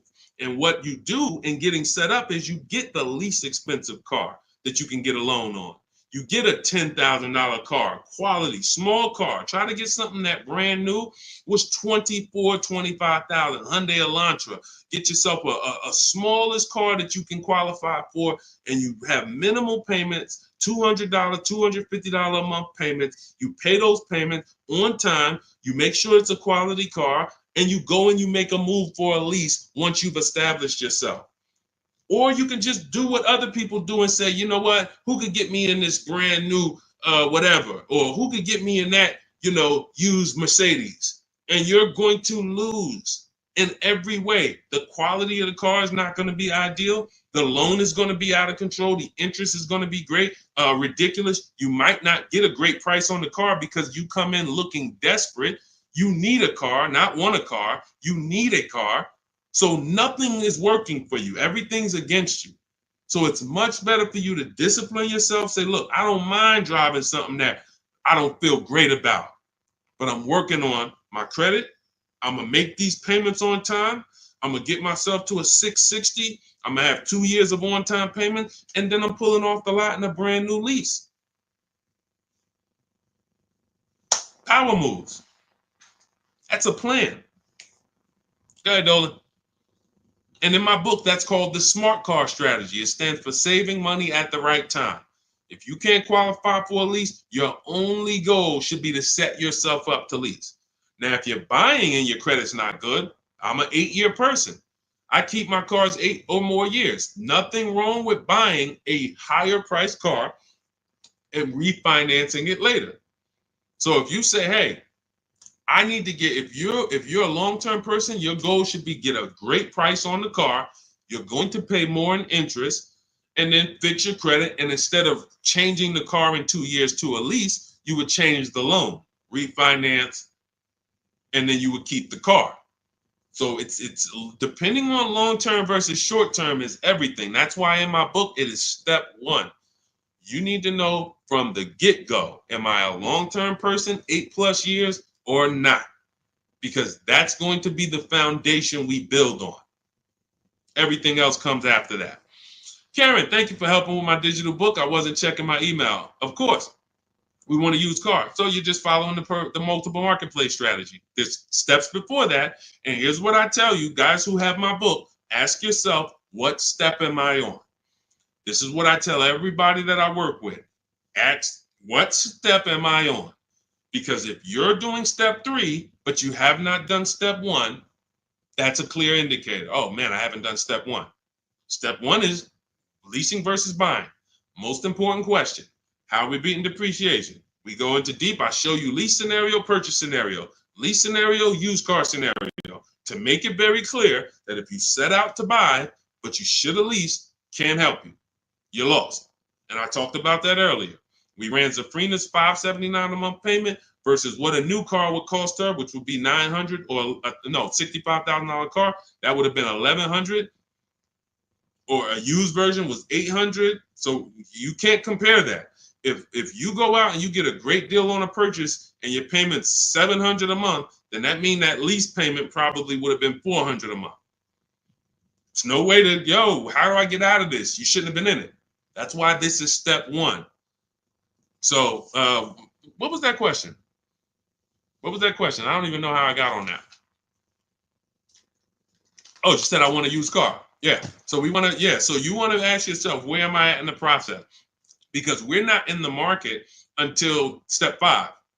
Step 5, we're in the market. That's when we're on our marketplaces, shopping, narrowing it down.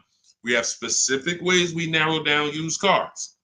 This is not just general information that you can find on social media and you Google it, how to buy a used car. Yeah, good luck. That stuff means nothing. Car salespeople are been watching those blog articles for years saying, okay, this is what they're coming to do. Don't tell them you have a trade-in. Okay, good. Stuff has been around for 20 years. What we're doing is we're narrowing it down when we get to step 5, based on title history, service records, accident history.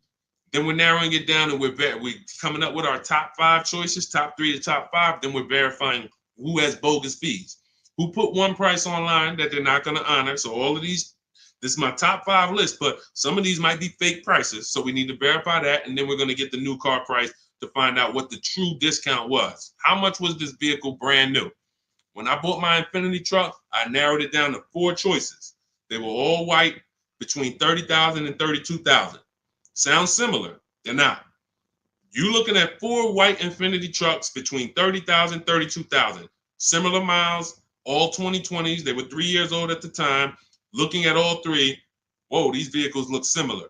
Once I got the brand new price, I found out one of them was $46,000 brand new. The other one was $48,000 brand new. The other one was $52,000 brand new. And the one I ended up getting was $54,000 brand new. Big difference. See, so what seemingly was close was nowhere near close. The furthest apart was 54 to 46. It's an $8,000 difference between the least expensive one and the most expensive one. But without the brand new price, you don't know that. You're choosing the wrong vehicle, thinking, oh, I got a good deal. No, the good deal was that other one that you didn't pick because you didn't have the brand new price. So that's step 5. But we got plenty of things we do before that to verify the DNA of the vehicle, check the data. And look, let me be clear. It takes me 90 minutes to buy cars. I'm not putting a system together that takes days. I'm not going to do it. It's not necessary. Choosing your vehicle, that might take you days. Going and looking at cars, test driving, that might take you days. Deciding what you want. We call that shopping. That's a step in my book. Shopping, not buying. That's deciding what you want.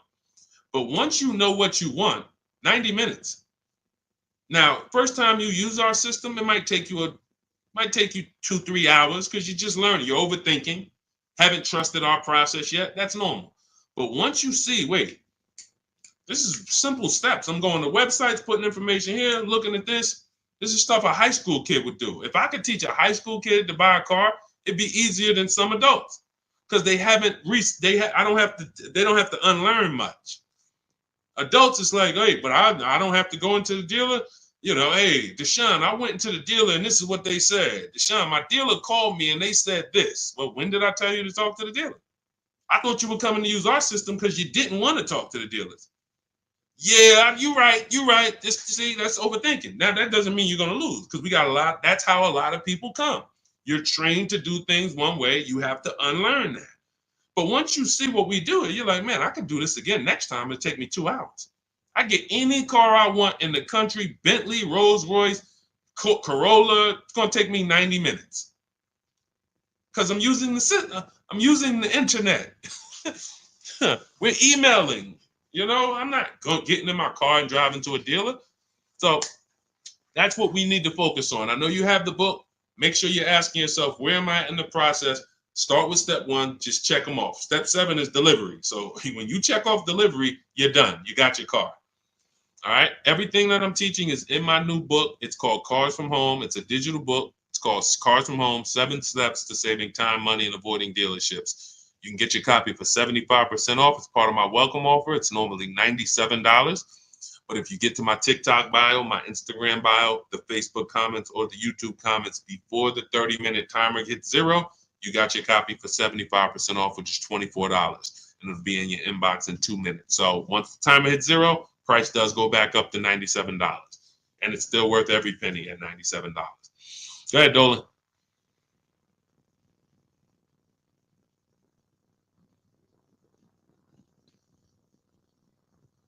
Dolan, you there?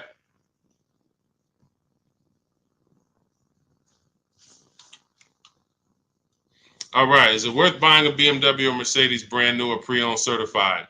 That's a matter of budget. As long as you're going to keep the car 8 years, the only difference between a new or used purchase is budget. And if you can afford both, now it's about your values. Do you want a new car because you only buy a new car every 10 years and you're like, man, I'm going to treat myself, I could afford it? Or do you want a pre-owned car because you're like, hey, I want to treat myself, but I could also take a 2 or 3 year old one and I'll be just fine with that. Now, what I always say, if you're going to buy something close to new, 1 or 2 years old, you need to shop the new. You need to shop the new market first, because you might overspend for a 1 or 2 year old vehicle because you don't know what the new market is for a brand new one. So, example, Kimberly saves $20,000 off her Maserati. Sean saves $20,000 off his F-150. Milligan saves $27,000 off her Mercedes-Benz. So when you look at these vehicles, and I show these deals, if you're on YouTube, if you're on YouTube, that's Melissa. If you're on YouTube or Facebook or Instagram, you can see these. You zoom in here, you can see she saved $27,000 off her Mercedes. And some of these vehicles, even with these leases, you'll see people have saved 10 grand, 7 grand. Now, let's take the more dramatic discounts over 10 grand. If you can save over 10 grand on a brand new vehicle, then that means when you go buy a 1 year old one, what should you be saving? If I know that the new market is 10 grand off, then for a 1 year old one, I'm looking for about 18 grand off. I'm not looking for 15 grand off. 5 more thousand, I get a brand new one. So I need to know what the new market is to know what the used market should be. Now, this is once you get to 3 years old, you don't need to do this, because 3-year-old vehicles, there's a lot of options, because there's only 2 ways dealers get most cars. They're going to buy them off their customers, or buy them from auction, or they're going to buy them after the lease. So 3 ways. Buy them after the lease. Most leases are 3 years. They're going to buy them from their customers. Most people don't trade their cars in 2 years. Or they're going to buy them from auction. And most people are not getting rid of their cars in 1 or 2 years. So you don't have a lot of options to choose from. You have limited competition. And when you have limited competition, you have a high chance of overpaying. But if I shop the brand new market and I see, wait a minute, on this car, brand new, I could get $20,000 off. Now, some of you might say, wow, if I could afford, I'll just get a brand new one. If that's the market, because I didn't know that the discount was going to be that big. But once you see this, okay, I know I can't pay more than on a used one. See, somebody who would buy a 1 year old F-150 Lightning, truck's normally 70,000, 73,000. So they might look at a 1 year old one for 55 and be like, wow, that looks good. Thank you, Renovating with the Gene. They might look at it and be like, okay, wait, this is a 1 year old vehicle and you asking 55,000 for it? That sounds good. Because it's brand new. How much is it brand new? Well, 73 brand new. Whoa, that's a big discount, man. All right, yeah, I ain't gonna even argue with you. Let me get that. Not realizing that the brand new market on that vehicle, the person saved $21,000. So 73, 63, 53. So literally the brand new market on that vehicle was lower than what you just paid for a 1 year old vehicle. And what's going to happen when you go to resell that vehicle later? You're going to lose because you overpaid by thousands of dollars. So this is so important to understand. People overpay for used cars all the time for a variety of reasons. They don't know what it was originally. What was the original new car price to even know they're getting a good deal on a used one? They don't know what the actual new car, again, this is for the 1 and 2 year people. You got options because somebody asked, hey, should I buy brand new or should I buy pre-owned? That means you probably have the money to afford both. So you might go out and buy a 1 or 2 year old pre-owned. But if you're like Milligan and you bought one of these electric ones, she saved $27,000. If you went in and you bought a 1 year old one and you got 20 grand off, you might think you won. But she got 27,000 off a brand new one, which means if I saw 27,000 off a brand new one, for a 1 year old one, I want 35 grand off. I want 38 grand off. The new market for this vehicle is very soft. So that means the 1 year old market should be very soft. It's an extreme depreciation. Another reason why you don't buy these vehicles. Now, mind you, you know what I didn't mention? the people who paid for this vehicle and didn't get $27,000 off. It's people who are going to see this stream. Again, most of them will never say it. They have this same vehicle that Milligan has. Same $73,000 vehicle. They went in, they negotiated. They said, listen, all right, come on, man, make it 10 grand. 10 grand off. And they went home thinking, hey, honey, you're not going to believe this. Guess how much they took off the truck? How much? 10,000 off. They in there, oh, I won. See something like this, that's why you can't feel for the bottom. Negotiating and feeling for the bottom, wondering, all right, I think I'm at the bottom. That sounds good. You can't win. In fact, I've showed you multiple ways you can lose huge like that, and people are losing like that. You can't feel for the bottom. You don't know what we have. As the dealers, you don't know what rebates I have. You don't know how many incentives I have. You don't know if the manufacturer sent us extra money because we got to move these vehicles. You don't know any of that. You come in and asking for the invoice. All right, invoice on a $73,000 car, 6.5% markup. All right, invoice is 57, and a good salesman's gonna fight you for invoice. They're not gonna just lay down and give you invoice, even if they sitting on 20,000 in rebates. A good salesman is fighting for every dollar of the commission. So you've been, hey, how they gonna fight? They got 20 more thousand. You telling me they got 20,000 in rebates and they gonna fight me for 1,000? Yes, because it's perception. If they take off $10,000 for you in a heartbeat, you might think, wow, you took off 10,000 a little too fast. This is how salespeople are trained. So I'm telling you, the people who believe it, they're going to win. If you listen to me, you're going to win. If you don't listen, you're going to keep losing. And when I say losing, I mean, show me your car deals. Show me your car deals. That's all I care about. Sean, I'm going to do it my way. Okay, show me your car deals. DM me. Sean, I did it my way. How this look? All right, would you bet me $1,000 I can't find a better deal than this? Would you take the bet? I'm looking at your deal. You did it your way. Yeah, I went in. I negotiated this thing. Okay. Would you bet me $1,000 that I can't find a better deal than this? Oh, nah, man. I don't think I want to take that bet. I know you don't, because you don't have confidence that you actually got the below market deal. You might have got the best price from that one dealer. I don't doubt that. But that dealer is an 80% dealer, and his competition would blow this price away. But because you didn't talk to his competition, you never gave his competition an email, you never gave them an opportunity, you don't know that they would have beat this price by $3,000 or $5,000 or $10,000. That's what we do here. That's what Cars from Home is. That's why our system is called Cars from Home. All our deals, 90% of what we do is from home. 90%, and sometimes 100%. Only time we can't do 100% is if a dealer doesn't deliver or we're buying a used car. Used car, we must go to the dealer. We must test drive that. That's our last step in our process before we lock the deal up. We cannot, but we've had tons of people who never left their house. I have a couple of them on here. Delivered the car. Let's see, we got people on here. Leasing process went quick. Sent the email. Anyway, I could pull up a bunch of people who just did.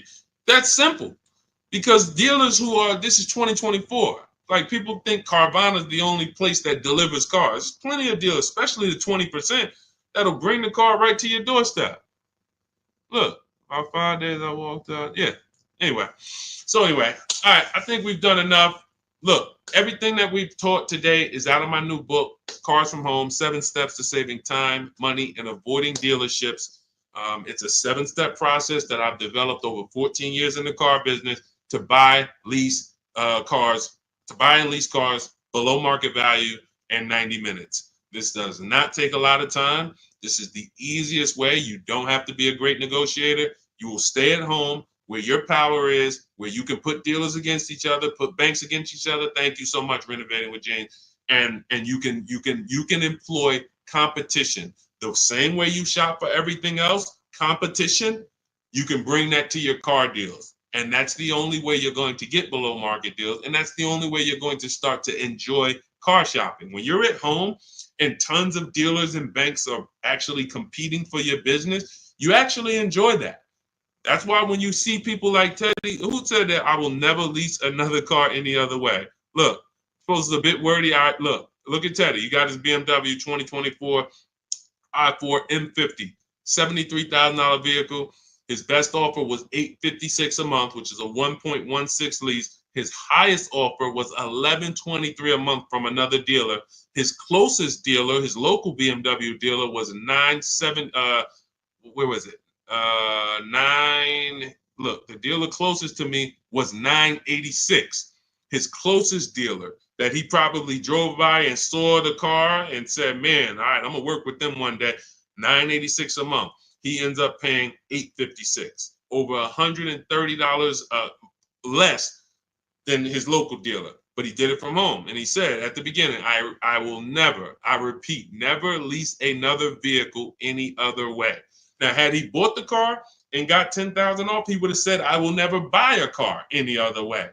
The Cars from Home way is how you are in control, how you feel like the prize, and when that 20% dealer wins your business, you feel like you won. You know you won. So, all right, let me get out of here, y'all. Grab your copy as my welcome offer to you of Cars from Home. 7 steps to saving time, money, and avoiding dealerships. 30 minutes only. You can get it for 75% off, which so you won't pay the normal $97. And my TikTok bio, my Instagram bio. Click the picture of me, the YouTube link, or the Facebook link, and grab your copy. As long as you get there before the 30 minutes is up, you got it for $24, and you'll have everything step by step. You don't have to remember any of the things we've spoken about over the last hour, 15 minutes. You don't have to remember them because you will have the blueprint step by step. Leasing step by step, buying step by step, selling leases, selling your cars. We never trade cars, getting out of negative equity. All in there, high mileage driving, everything in my 14 years of experience is in that book. All right, so I look forward to you guys using it. Make sure you send me your success stories. Write me emails when you make your deals. Let's continue to 30 minutes now. It's only available for 30. Now, it's available forever. $97 is the price. Normal price of the book is $97. But for 30 minutes, you can go to my TikTok bio and you can get your copy for $24, which is 75% off. All right. God bless you guys. I'll see you soon. And keep unlearning, keep relearning.